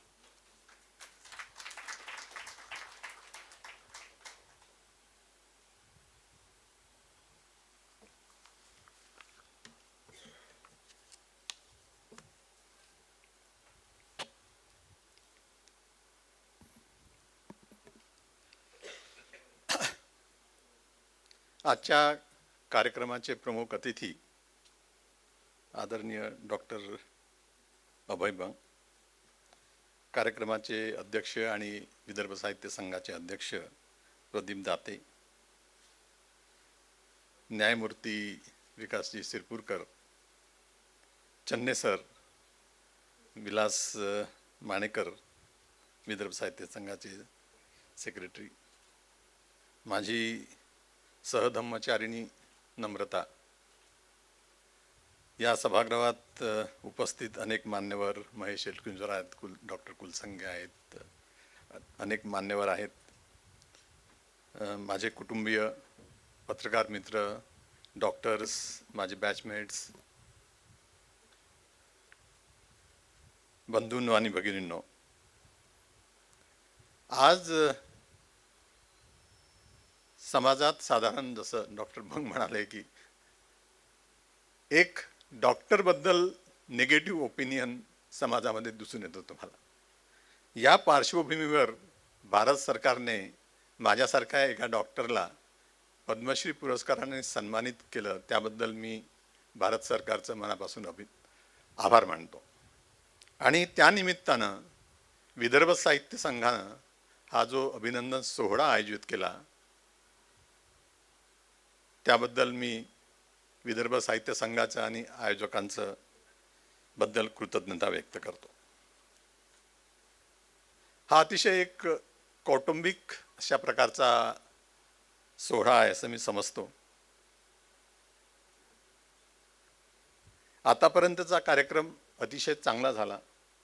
ज्या वक्ते जे बोलले, बंग सर आणि चन्ने सर, शिरपूरकर सर, त्यांनी बोलतच राहावं आणि आपण ऐकत राहावं असा एक मला नेहमी वाटत असतं आणि मी त्यांचं ऐकतो. यानंतरचा कार्यक्रम तितका चांगला होईल याची काही मी गॅरंटी देत नाही. गॅरंटी हा शब्द अंडरलाईन आहे. आजच्या या कार्यक्रमाला एक वेगळेपण आहे. ते वेगळेपण असं की हा सत्कार डॉक्टर अभय बंग यांच्या हस्ते झाला. माझ्या आयुष्यात ज्या काही व्यक्ती आहेत ज्यांच्यापासून मी प्रेरणा घेतली आणि घेत असतो, त्यामधलं एक नाव म्हणजे डॉक्टर अभय बंग. त्यांनी मला नुसतं शिकवलंच नाही, मी MBBS असताना, परंतु त्यांनी मला बऱ्याच गोष्टीची प्रेरणा दिली. मी जेव्हा MBBS करत होतो तेव्हा आम्हाला असं कळलं की डॉक्टर अभय बंग हे MD मेडिसिन करायला PGI चंदीगडला गेले. आता आम्ही खेड्यातून आलेलो, त्याच्यामुळे PGI चंदीगड काय आहे ते काही माहीत नव्हतं. मग आम्ही विचारलं की PGI चंदीगडला का गेले, तर ते म्हणाले की देशातली सगळ्यात चांगली इन्स्टिट्यूट PGI चंदीगड ही पोस्ट ग्रॅज्युएट इन्स्टिट्यूट आहे म्हणून गेले. आणि तेव्हा असं वाटलं की एक कुतूहल निर्माण झालं की आपल्यालाही अशा मोठ्या इन्स्टिट्यूटमध्ये जायला पाहिजे. तसंच एका गडचिरोलीसारख्या लहान गावामध्ये राहून एक जगापुढे आदर्श निर्माण करणे, जगापुढे सांगणे की आपण लहान गावात राहून सुद्धा एक चांगलं काम करू शकतो, हे मला वाटते मलाच नाही पण सर्वच लोकांना नेहमी इन्स्पायर करत असतं. त्यांचे अनेक सामाजिक पैलूसुद्धा आहेत आणि त्यामुळे ते एक नेहमी सर्वांचं एक प्रेरणास्थान बनलेले आहेत. चन्ने सर म्हणजे बंग सर असो किंवा राणी मॅडम असो, राणी मॅडम पण आम्हाला शिकवायच्या. चंद्रकांत चन्ने सर हे आमच्या कुटुंबाचा एक भाग आहेत. आमची ओळख ही मुलांच्या थ्रू झाली, बसोलीच्या थ्रू झाली आणि त्यामुळं ते कुटुंबाचा भाग असल्यामुळे मी त्यांना वेळोवेळी त्रास देत असतो. जेव्हा 2004 आम्ही न्यूरोलॉजीची नॅशनल कॉन्फरन्स घेतली तेव्हा त्याचं सगळं ब्रोशर करणं, आर्टवर्क करणं हे चन्ने सरांनी आनंदाने केलं. त्यानंतर मी जेव्हा Indian academy of neurology secretary झालो तेव्हा ते न्यूज लेटर्स छापणं किंवा ती डायरेक्टरी बनवणं ही सगळी कामं त्यांच्या मागे मी लावून दिली. जेव्हा पहिला इश्यू निघाला न्यूज लेटरचा तेव्हा काही मित्रांचा मला फोन आला की मी पहिल्यांदा Indian academy of newsletter हे सुरुवातीपासून शेवटपर्यंत वाचलं. तर मी म्हटलं की का वाचलं, ते म्हणजे त्याचं प्रेझेंटेशनच इतकं चांगलं होतं की वाचायची इच्छा झाली. त्यानंतर 2010 साधारण ती इंडियन अकॅडमी ऑफ न्यूरोलॉजीची डायरेक्टरी बनवली आणि त्यानंतर ते सुद्धा चन्ने सरांनीच केलं. त्यानंतर ती डायरेक्टरी, मेंबर्सची डायरेक्टरी परत करायचं धाडच कोणी केलं नाही. मी जेव्हा माझी सेक्रेटरी टर्म संपली तेव्हा विचारलं की ते जे न्यूजलेटर तुम्ही करत होते ते माझ्या टेन्युअरमध्ये पण करून देतील का? मी म्हटलं ते करून देणार नाहीत. त्यांनी फक्त माझ्या प्रेमापोटी आणि आमच्या घरचे जे संबंध आहेत त्याकरता ते केलं, दुसऱ्याकरता ते करत नाही. याशिवाय वर्ल्ड ब्रेन डे असो, नॅशनल ब्रेन वीक असो, ड्रॉइंग कॉम्पिटिशन असो,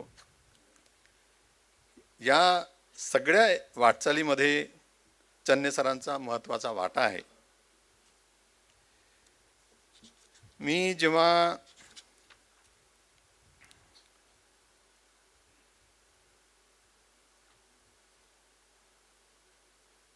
वर्ल्ड फेडरेशनचा किंवा ट्रॉपिकल न्यूरोलॉजीचा अध्यक्ष झालो तेव्हा चन्ने सरांचा विशेष सत्कार त्यानिमित्त आम्ही आयोजित केला होता.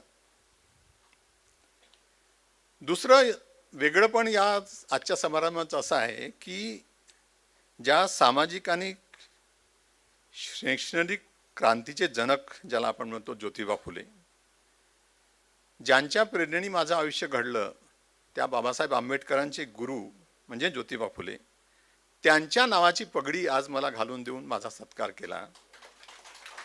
याचा मला अतिशय आनंद आहे आणि ही पगडी मला पुढे चांगलं काम करण्यासाठी सतत माझ्या मेंदूला प्रेरणा देत राहील अशी मला आशा आहे.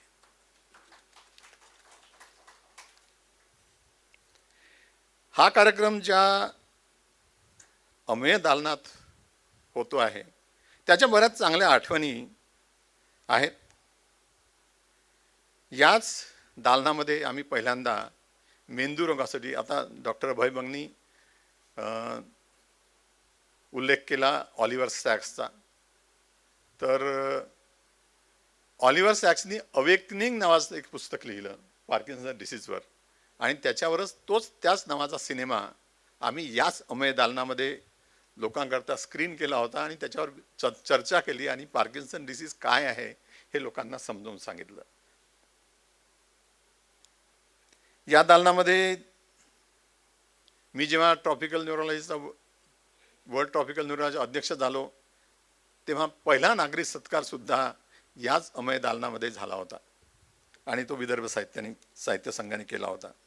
तशाच अनेक आमच्या ज्या मीटिंग्ज होतात किंवा फिल्म फेस्टिवलचे जे कार्यक्रम होतात ते सुद्धा याच दालनात होत असतात.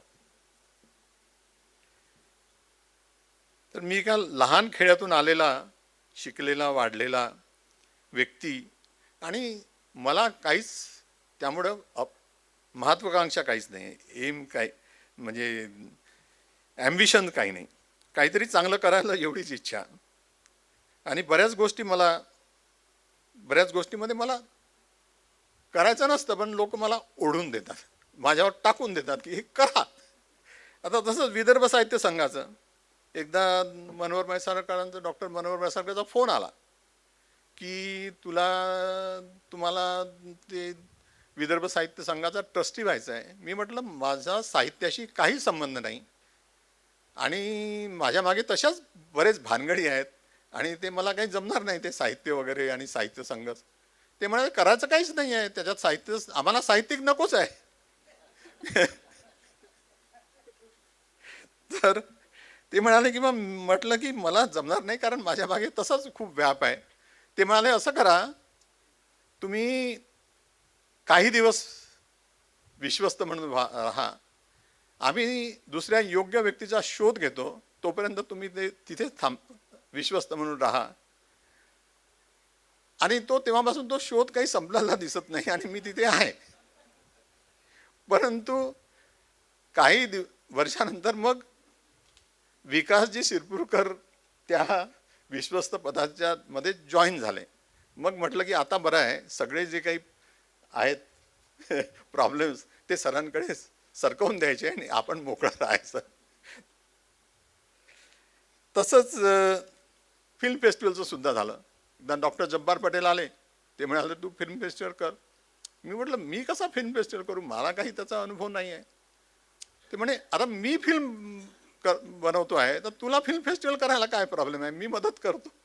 तर त्याच्यात असं ओढण्यात आलं.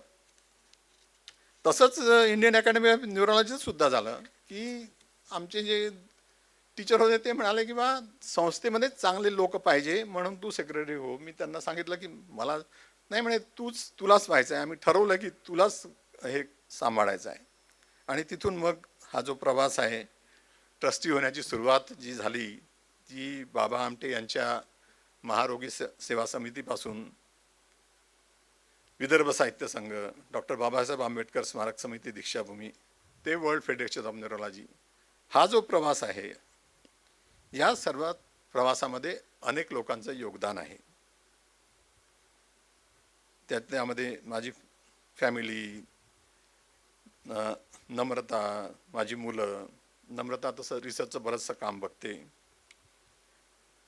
मग आमचे सर्व डॉक्टर मित्र, सप्तक, विदर्भ साहित्य संघ, मीडिया, प्रिंट मीडिया, अनेक वेल विशर्स.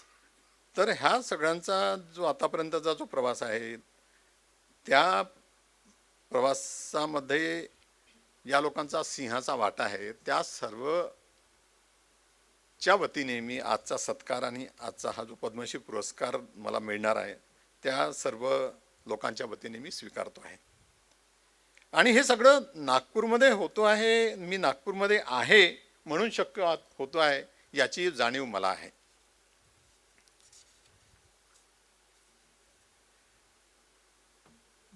बऱ्याच लोकांनी मी हसतो आणि स्माईल करत असतो त्याबद्दल बोलले.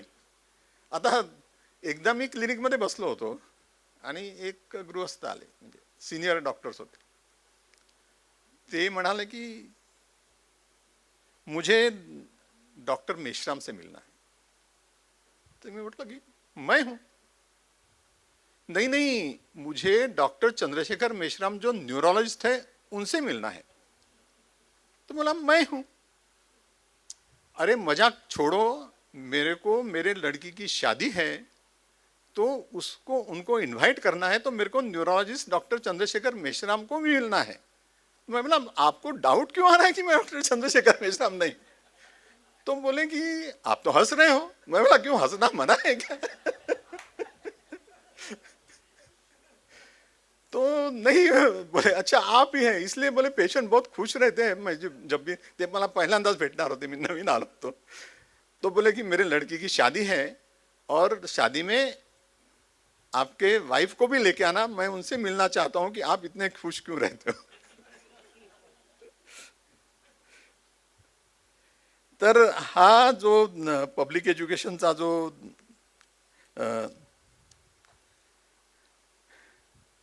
जे आम्ही करतो, ही याची मला वाटते सुरुवात ही खूप, आम्ही MBSचे स्टुडंट असतो तेव्हापासून झाली होती. आणि डॉक्टर अभय बंग, डॉक्टर उल्हास जाजू आणि इतर मित्र एक मेडिको फ्रेंड सर्कल म्हणून चालवायचे. आणि त्या मेडिको फ्रेंड सर्कलमधून आम्ही प्रेरणा घेऊन आपल्याला काहीतरी नवीन विचार करता येतो का, डॉक्टर लोकांनी कसं राहायचं, असा एक वेगळा विचार आपण काही करू शकतो का समाजाकरता. तिथून ती मला वाटते सुरुवात झाली. आणि मग इंटर्नशिपमध्ये मी बाबा आमटे यांच्या सोमनाथ इथे कॅम्पमध्ये गेलो, तेव्हा मी इंटर्न होतो. आणि त्यानंतर मग बाबा आमटेशी इतके वर्षाची जवळीक राहिली. त्याचाही बराच मला माझ्या आयुष्यात फरक झाला, प्रेरणा मिळाली. आम्ही जेव्हा हे मेडिको फ्रेंड सर्कल किंवा आम्ही जेव्हा असं बोलायचो, तेव्हा आमचे एक मित्र होते, ते वर्गमित्र होते, ते बिझनेस फॅमिलीचे होते. ते म्हणाले की चंद्रशेखर तू जहाँ प्रैक्टिस करेगा ना, उसके सामने मैं दवाखाना लगाऊंगा. तो बोला क्यों? तू लोगों को भाषण देते जा, तू लोगों को समझाते जा, दवाई मैं देते जाऊंगा, पैसे मैं कमाऊंगा. तर पब्लिक एज्युकेशनची आवड आणखी पुढे वाढत गेली. म्हणजे असं झालं की TV वर मला जेव्हा कार्यक्रम करायचा योग आला, की मी नवीन आलो होतो, आणि मग इपिलेप्सी या विषयावर कार्यक्रम करा TV वर. तर मग म्हटलं काहीतरी वेगळं केलं पाहिजे. आणि मग मी डॉक्टर सुधीर भावे यांना ही कल्पना सांगितली की माझ्या मनात काय आहे. तर मग सुधीरला म्हणाला की तू पेशंट म्हणून त्याचं डेमॉन्स्ट्रेशन दे आणि मी त्याची कॉमेंट्री करतो. मग तो असा एक कार्यक्रम जेव्हा झाला टी व्हीवर, तेव्हा बऱ्याच लोकांनी सांगितलं की तुम्ही जो 3ऱ्या नंबरचा दाखवला ना प्रकार, तो मला आहे, किंवा तुम्ही जो 4थ्या नंबरचा दाखवला ना तो मला आहे, असं तेव्हा लोक सांगायचे. आणि तेव्हा म्हटलं की यांनी बराच इम्पॅक्ट पडतो म्हणजे आपण पब्लिक एज्युकेशननी. आणि हे म्हणाले की आम्ही आधी डॉक्टरांना दाखवलं होतं, ते म्हणाले तुम्हाला काही प्रॉब्लेम नाही आहे, तुम्हाला मानसिक टेन्शन असेल किंवा इपिलेप्सी नाही आहे किंवा ते डायग्नोस नाही झालं, पण त्यांनी टी व्हीवरचा कार्यक्रम बघून स्वतः आपलं स्वतःचं डायग्नोसिस केलं. तर त्यामध्ये मला असं वाटतं की या कार्यक्रमाच्या थ्रू आपण त्यांचं पेशंट केअर कशी इम्प्रूव्ह करू शकतो. तसेच पेपरचे कात्रणं घेऊन लोक येतात क्लिनिकमध्ये की हा जो तुम्ही रोग लिहिला याची लक्षणं मला आहेत, म्हणजे पार्किन्सन डिसीज असेल किंवा स्मृतिभ्रंश असेल, आणि त्यामुळे आणि ते बरेचदा खरं असतं, तर त्याचाही इम्पॅक्ट पडतो. पण कधी कधी आपण पब्लिक एज्युकेशन करत असताना आपल्याला थोडंसं काही काही गोष्टी पण ऐकाव्या लागतात, मजेशीर गोष्टी. एकदा आम्ही असाच कार्यक्रम घेतला होता, doctor tell me about alcohol. तर आमचे एक सिनियर डॉक्टर होते, तर ते त्या अल्कोहोलचे काय दुष्परिणाम आहेत याबद्दल त्यांनी व्याख्यान दिलं. मग दुसऱ्या रविवारी मला त्यांचा सकाळी फोन आला. ते म्हणाले, चंद्रशेखर, हे तू करतो ना, हे कार्यक्रम वगैरे हे चांगले आहेत, पण हे अशा कार्यक्रमामध्ये मला बोलवायचं नाही. तू म्हटलं काय झालं? अरे काल शनिवार होता, तर मला वाटलं की काही थोडंसं 1-2 पेग घ्यावे, म्हणून मी गेलो. मग तिथे भेटले कोणीतरी. ते म्हणाले, डॉक्टर साहेब, मागच्या रविवारचा कार्यक्रम खूप छान झाला, तुम्ही आपलं छान भाषण दिलं, इकडे कसे काय? म्हटलं मी आईस्क्रीम घ्यायला. अर्ध्या तासाने परत गेलो. मग परत दुसरं कोणीतरी भेटलं. ते म्हणाले की मागच्या रविवारचा कार्यक्रम खूप छान झाला, इकडे कसे काय आले? पान खायला. त्यांनी सांगितलं, अशा कार्यक्रमाला मला बोलवत नका जाऊ. कधी कधी पेपरमध्ये नुसती न्यूज वाचली किंवा तेव्हा मी काही प्रयोग केले. जेव्हा कोविडच्या वेळेत बराच वेळ होता, जसे बाबा आमटे असं नेहमी म्हणायचे की जेव्हा तुम्हाला ॲडवर्स सिच्युएशन येते ते तुम्ही वरदान म्हणून घ्या. तर मग कोविडमध्ये बराच वेळ होता, तर मी त्या न्यूट्रिशन आणि ब्रेन आणि यांचा गटचा काय संबंध असतो त्याच्यावर बराच अभ्यास केला. आणि मग त्याच्यावर मी भाषणं दिली. मग ते कोणतरी पेपरमध्ये छापलं की डॉक्टर मेश्राम यांनी वजन कमी करायचा अतिशय सोपा उपाय सांगितला. तर एक गृहस्थ आले आणि त्यांनी नम्रताला फोन केला त्यांच्या गावाची की मला सरांची अपॉइंटमेंट. मग त्यांनी ती अपॉइंटमेंट घेऊन दिली. ते आले आणि मी म्हटलं बसा. ते म्हणे मी बसत नाही, मला उभ्याने तपासा. मग त्यांना तपासलं. त्यांचं वजन होतं 180 किलो. आणि मग मी त्यांना जो ज्याचा सल्ला दिला कसं कमी करायचं वगैरे, ते म्हणाले मी याच्याकरता बसलो नाही की मी याच्या आधी मी बऱ्याच डॉक्टरांकडे गेलो आणि प्रत्येक दवाखान्यामध्ये खुर्च्या तुटल्या. मग मला असं वाटलं की ही मी जी लाईन आहे ही बदलवून आपण डाएट आणि ब्रेन करता कसं उपयोगी करायचं आणि वजनाबद्दल बोलायचं नाही, कारण आपल्याला आपल्या दवाखान्याच्या खुर्च्याही सांभाळून ठेवायच्या आहेत. त्याच कोरोनाच्या पिरियडमध्ये एक कल्पना सुचली आणि जगातल्या जे एक्सपर्ट्स आहेत त्या न्यूरोलॉजीच्या फील्डमधले त्यांना घेऊन आम्ही वेबिनारचं आयोजन केलं. हे पहिल्यांदाच वर्ल्ड फेडरेशनमध्ये झालं होतं आणि त्याचं प्रसारण हे जगभर झालं. आणि तसे दर आठवड्याला मिळून आधी 8, नंतर मग परत 8 आणि मग नंतर एक इन्स्पायरिंग पीपल इन न्यूरोसायन्सेस, ज्या मोठ्या मोठ्या लोकांकडून आपण प्रेरणा घेऊ शकतो अशा लोकांबद्दलचं लाईफ हिस्ट्री ती लोकांना सांगितली. आणि याचं जगामध्ये फार त्याची चर्चा झाली आणि त्यांनी लोकांनी खूप ॲप्रिशिएट केलं.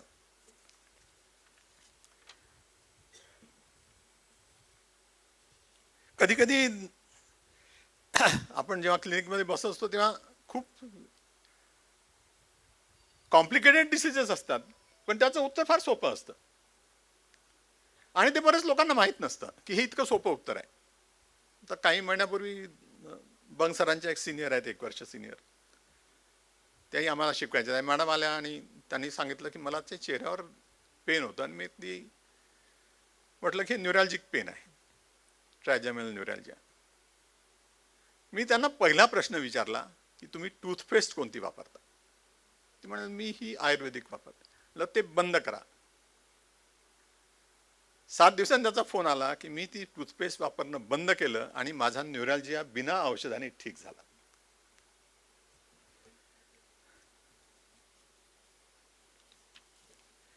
तर असे काही काही वेळेला आपल्याला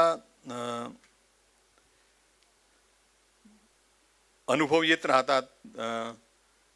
बंग सरांनी, मी काही दिवसापूर्वी महेश एलकुंचार सरांकडे पण बसलो होतो, ते पण म्हणाले की तुम्ही जे तुमच्या ज्या पेशंटबद्दलच्या गोष्टी आहेत त्या एका डायरीमध्ये लिहून ठेवा, पुढे मागे तुम्हाला काहीतरी लिहायला त्याची मदत होईल.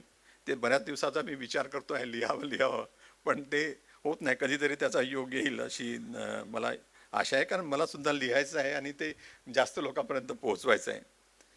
दुसरा एक प्रॉब्लेम नेहमी जो असतो तो क्लिनिकमध्ये बसल्यानंतर की बरेचसे रुग्ण जेव्हा पॅरालिसिस असो, स्मृतिभ्रंश असो किंवा neurological problems, tobacco, smoking, excess alcohol हे मूळ कारण दिसून येतं. आणि आय थिंक याबद्दल सरकार काही करत नाही, लोकांनीच काही करायला पाहिजे किंवा बंग सर काहीतरी त्याच्याबद्दल मार्गदर्शन करून की या प्रॉब्लेमबद्दल आपण काय करू शकतो. बऱ्याचशा छोट्या छोट्या देशांनी याबद्दल कायदे केले आणि टोबॅकोचं प्रोडक्शन बंद केलं.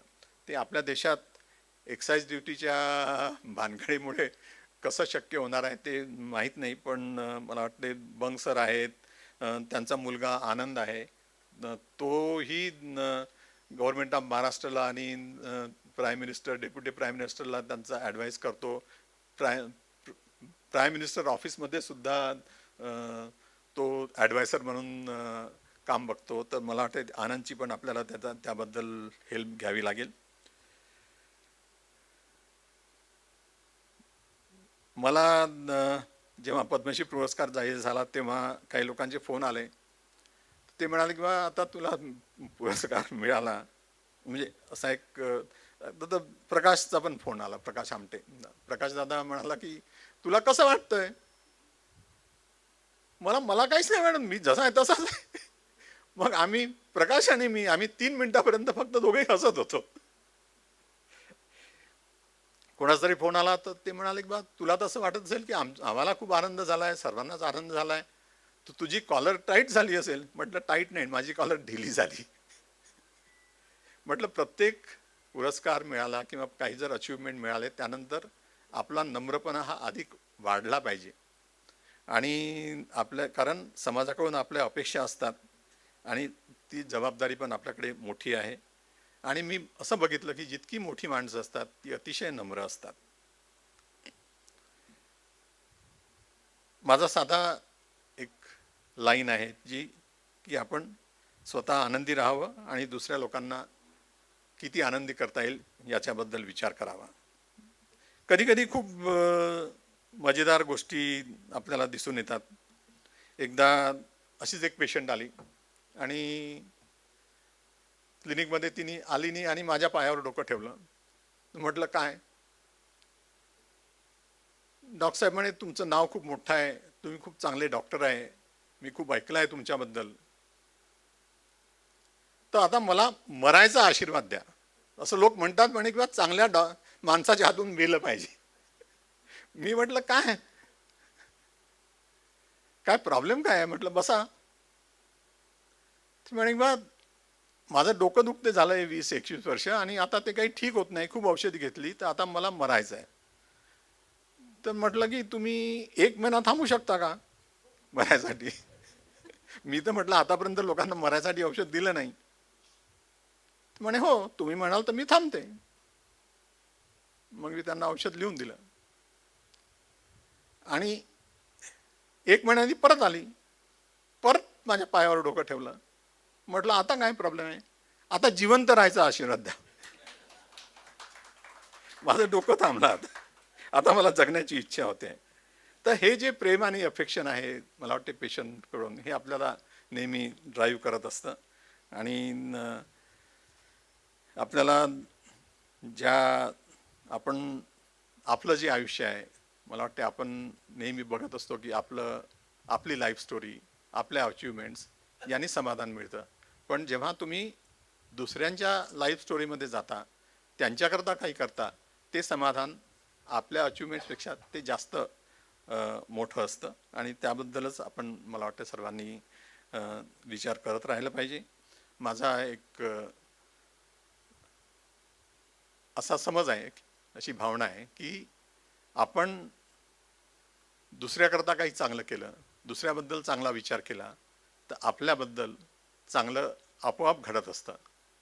आज हा जो पद्मश्री पुरस्कार जाहीर झाला यावेळेस आणि आजचा जो सत्कार होतो आहे मला वाटते त्याचंच ती पावती आहे असं मला वाटतं. आणि आपण पुन्हा एकदा माझा जो सत्कार केला आणि माझा जो सन्मान केला आणि माझा गौरव केला याबद्दल आपणा सर्वांचे मी मनापासून आभार व्यक्त करतो आणि थांबतो. धन्यवाद.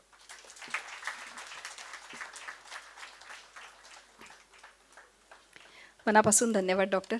आपण भाषणाच्या सुरुवातीला म्हणाला होतात की पुढचा कार्यक्रम चांगला होणार नाही याची मला खात्री आहे, पण आधीच्या कार्यक्रमाच्या नंतरचा कार्यक्रम उत्तरोत्तर रंगत गेला आणि आम्हाला खूप काही देऊन गेला. आपले मनापासून आभार.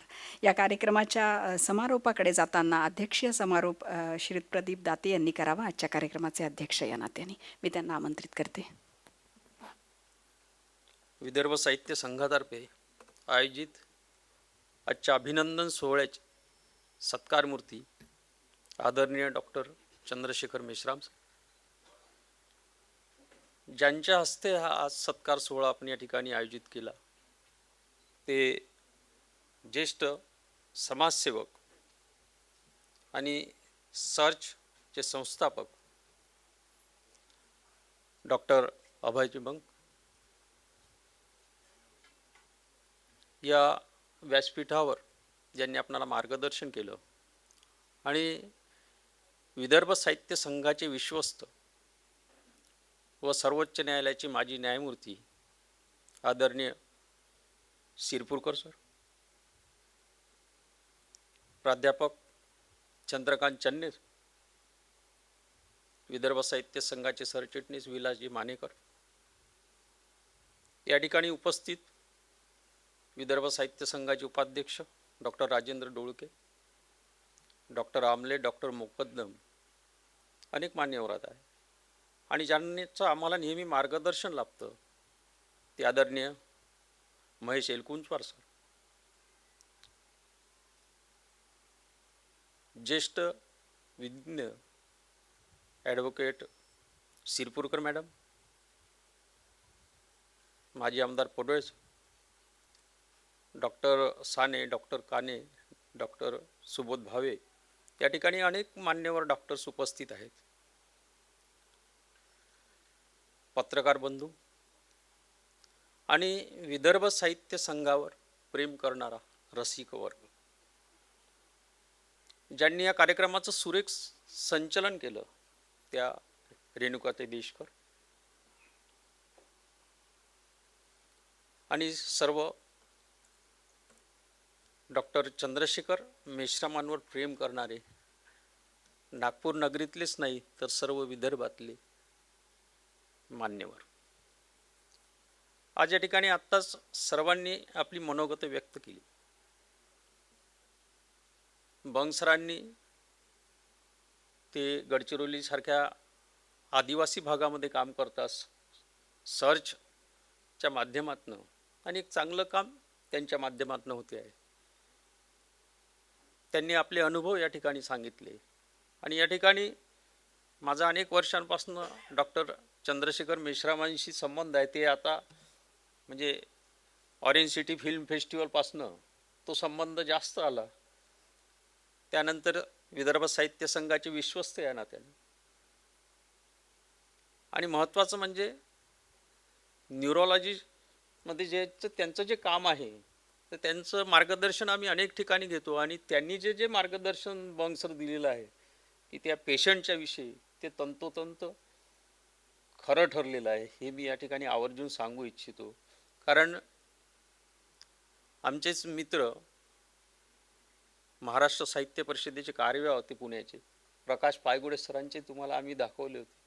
आणि सरांनी अचूक सांगितलं की यांना कुठेही अमेरिकेत कुठेही तुम्ही घेऊन गेलात तरी काही साध्य होणार नाही. त्यांचा मुलगा अमेरिकेत असतो, परंतु मग त्यांनी जो सांगितलं ज्या पद्धतीनं, त्या पद्धतीनं पुण्यात सर्व ट्रीटमेंट झाल्या. परंतु तोच त्यांनी जो कालावधी तुम्ही सांगितला होता बरोबर त्यातच म्हणजे असे काही अचूक अंदाज, असे अनेक पेशंट्स मी बघितले की त्यांनी इथनं याच जागेवरून जे मार्गदर्शन केलं त्यांचे रिपोर्ट्स पाहिल्यानंतर ते खरोखर तर त्यावरून त्यांचा जो अभ्यास आहे आणि पेशंटबद्दलची त्यांची जी आपुलकी आहे ती आपल्याला त्यातून दिसून येते. एक तळमळ. आता आम्ही जातो तर आम्हालाच योग्य वाटत नाही. चन्ने सर जसं म्हणाले की बाहेर सगळे पेशंट्स बसलेले असतात आणि आपण तर सरळ त्यांच्या रूममध्ये जाणं तेही आम्हाला योग्य वाटत नाही, म्हणून शक्यतोवर टाळतो. कारण तिथे सगळे पेशंट आपल्याकडे बघत असतात आणि अशा परिस्थितीमध्ये आपण त्यांचा वेळ घेणं हेही योग्य वाटत नाही. परंतु त्यात ते त्यांच्या चेहऱ्यावरचं हास्य जे आतापर्यंत आपण जे बघितलं ते हास्य तिथेही ते कायम असतं. म्हणजे असा कंटाळा येत नाही की हा कशाला आला आता माझ्या या पेशंटच्या याच्यामध्ये. म्हणजे हेही एक त्यांच्यातलं एक मोठा गुण त्यांच्यामधला माणूसपणाचा. आता काही ठिकाणी संस्थांमुळे माणसं मोठी होतात, परंतु काही माणसांमुळे संस्था मोठ्या होतात. त्यात डॉक्टर चंद्रशेखर मेश्रामांचं नाव मी या ठिकाणी आवर्जून घेऊ इच्छितो. ही अशी काही माणसं आहेत की ज्यांच्यामुळे संस्था ओळखल्या जातात. तर अनेक महत्त्वाची कामं त्यांनी या ठिकाणी केलेली आहे की आता त्यांनी जसं ज्योतिबा फुले, डॉक्टर बाबासाहेब आंबेडकर यांच्याविषयी त्यांनी सांगितलं. आणि माणूस म्हणून माणसाला मदत करण्याची, माणसामध्ये राहण्याची आणि माणसासारखं त्याला वागवण्याची जी मानसिकता त्यांच्यामध्ये आपल्याला दिसून देतो. आणि म्हणून त्यांनी सांगितलेलं आहे की यामध्ये सगळ्यात मोठं जर योगदान कुणाचं असेल तर ज्योतिराव फुले, डॉक्टर बाबासाहेब आंबेडकर आणि अशी विविध मोठमोठी मंडळी होऊन गेली की त्यांच्यामुळे मी या ठिकाणी इथपर्यंत पोहोचू शकलो. आता त्यांनी बंग सरांचाही या ठिकाणी उल्लेख केला की त्यांचंही कार्य मला प्रेरणादायी होतं की ते ज्या भागामध्ये काम करतात त्या भागामुळं, आणि आपण शहरामध्ये काम करतो तर एका ग्रामीण आदिवासी भागामध्ये जेव्हा आपण काम करतो आपल्याला लक्षात येतं की ते काम एवढं सोपं नसतं. आणि अशाही परिस्थितीमध्ये ते त्या ठिकाणी काम करत आहेत. आणि डॉक्टर मेश्रामांचं विदर्भ साहित्य संघावर प्रेम आहे, कारण ते विश्वस्त आहेत. आणि त्यामुळं त्यांचा सत्कार आम्ही घेतला म्हणून आम्ही काही खूप मोठं काम केलं असं नाही. त्यांच्या कार्यकर्तृत्वाचा, त्यांच्या वैशिष्ट्यांचा आम्ही या ठिकाणी अभिनंदन सोहळा या ठिकाणी आयोजित केला आणि त्याला त्यांनी आम्हाला संमती दिली. ते त्यांचं मोठेपण मी या ठिकाणी आवर्जून आपणाला सांगू इच्छितो. कारण माणसं मोठी होतात, परंतु त्यांनी अनेक उदाहरणं सांगितली सगळ्यांनीच आपल्याला. सिरपूरकर सरांनी सांगितली.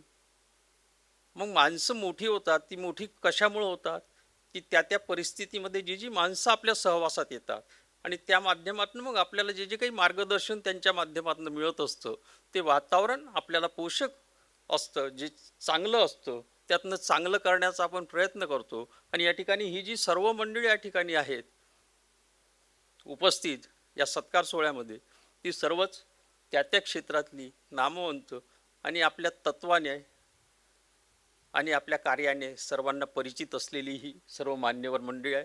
आणि आज या ठिकाणी हा जो सत्कार सोहळा सर्वांच्या उपस्थितीत या ठिकाणी संपन्न झाला.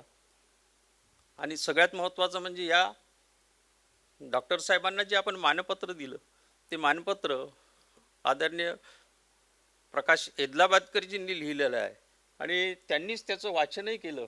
एक चांगलं मानपत्र या ठिकाणी त्यांनी लिहिलं, त्याबद्दल त्यांचेही मी धन्यवाद मानतो. कारण आजकाल त्या पद्धतीनं काम करणारी माणसं शोधावी लागतात. आणि कारण बंग सर वगैरे आमचे, त्यांनी उल्हास जाजू सरांचा उल्लेख केला डॉक्टर साहेबांनी, ही सगळी आमची मार्गदर्शक मंडळी आहे. तर यांच्या माध्यमातून आम्हाला काही मार्ग आम्ही शोधत असतो आणि एक चांगलं काम करण्याची प्रेरणा त्यांच्या माध्यमातून मिळत असते. असंच एक चांगलं कार्य या ठिकाणी पुढेही विदर्भ साहित्य संघाच्या माध्यमातून आणि सर्व आपल्या मान्यवरांच्या सहकार्याने आम्ही करत राहू, एवढीच या ठिकाणी अपेक्षा बाळगतो आणि थांबतो. जय हिंद. धन्यवाद. कार्यक्रमाचा समारोप आभार प्रदर्शनाने होईल. मी विदर्भ साहित्य संघातर्फे प्राध्यापक विवेक अलोणी यांनी आभार मानावेत अशी विनंती करते.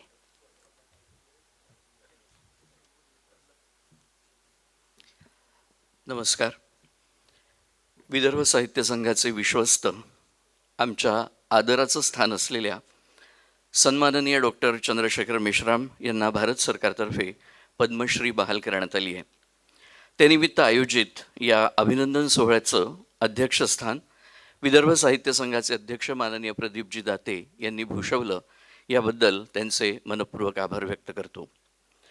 त्याचप्रमाणे सर्च या संस्थेचे संस्थापक, अनेकांचे आधारवड, सामाजिक कार्यकर्ते माननीय डॉक्टर अभयजी बंग यांनी प्रमुख अतिथी म्हणून आमचं निमंत्रण स्वीकारलं. ते या ठिकाणी आलेत, आपलं मार्गदर्शन केलं, याबद्दल विदर्भ साहित्य संघाच्या वतीनं त्यांच्याप्रती ऋणनिर्देश करतो. याशिवाय विदर्भ साहित्य संघाचे अन्य विश्वस्त माजी न्यायमूर्ती, कायदेतज्ञ, उत्तम वक्ते माननीय विकासजी सिरपूरकर आणि सुप्रसिद्ध चित्रकार माननीय चंद्रकांत चन्ने या महनीयांचे त्यांच्या सहभागाबद्दल मनपूर्वक आभार व्यक्त करतो. मानपत्र लिहून देणारे ज्येष्ठ साहित्यिक, आमचे मार्गदर्शक श्रीयुत प्रकाश जेदलाबादकर, सर्व पत्रकार बंधू भगिनी, दृकश्राव्य माध्यमांचे प्रतिनिधी, विदर्भ साहित्य संघाचे पदाधिकारी, आपण सर्व मान्यवर, ज्यात ज्येष्ठ साहित्यिक माननीय महेशजी एलकुंचवार, अखिल भारतीय मराठी साहित्य संमेलनाचे अध्यक्ष माननीय डॉक्टर रवींद्रजी शोभणे यांच्यासारखे अनेक मान्यवर या ठिकाणी उपस्थित आहेत. त्या सगळ्यांचं मनपूर्वक आभार व्यक्त करतो. याशिवाय कार्यालय व्यवस्थापक श्री मोहिते, श्री कमलाकर, विदर्भ साहित्य संघाचे अन्य कर्मचारी आणि या कार्यक्रमाच्या यशस्वीतेसाठी ज्यांचं प्रत्यक्ष आणि अप्रत्यक्ष सहकार्य लाभलं, त्या सगळ्यांचे मनपूर्वक आभार व्यक्त करतो. आणि सर्वात शेवटी महत्त्वाचा ऋणनिर्देश करतो, तो म्हणजे आजचे सत्कारमूर्ती पद्मश्री माननीय डॉक्टर चंद्रशेखर मेश्राम आणि सौभाग्यवती मेश्राम यांचं. त्यांनी या सत्कारासाठी होकार दिला, या सत्काराचा स्वीकार केला, त्याबद्दल विदर्भ साहित्य संघाच्या वतीनं त्यांच्याप्रती ऋण व्यक्त करतो आणि पुनश्च एकदा सगळ्यांचे आभार मानून माननीय अध्यक्षांच्या परवानगीने हा कार्यक्रम संपला असं जाहीर करतो. धन्यवाद. मनापासून धन्यवाद. माननीय डॉक्टर चंद्रशेखर मेश्राम यांना विनंती आहे, त्यांनी कृपया समोर इथेच थांबावं स्टेजवर, कारण उपस्थितांमधील अनेकांना त्यांचा सन्मान करायचा आहे, सत्कार करायचा आहे. त्यांनी कृपया समोर यावं अशी विनंती. श्रीत विनोद कपले यांनी एक सुंदर चित्र सन्मान करतायत. आणखी कोणाला करायचा असेल त्यांनी कृपया समोर यावं अशी विनंती आहे. माजी आमदार माननीय दीनानाथजी पडोळे यांच्या वतीनं सुद्धा सन्मान.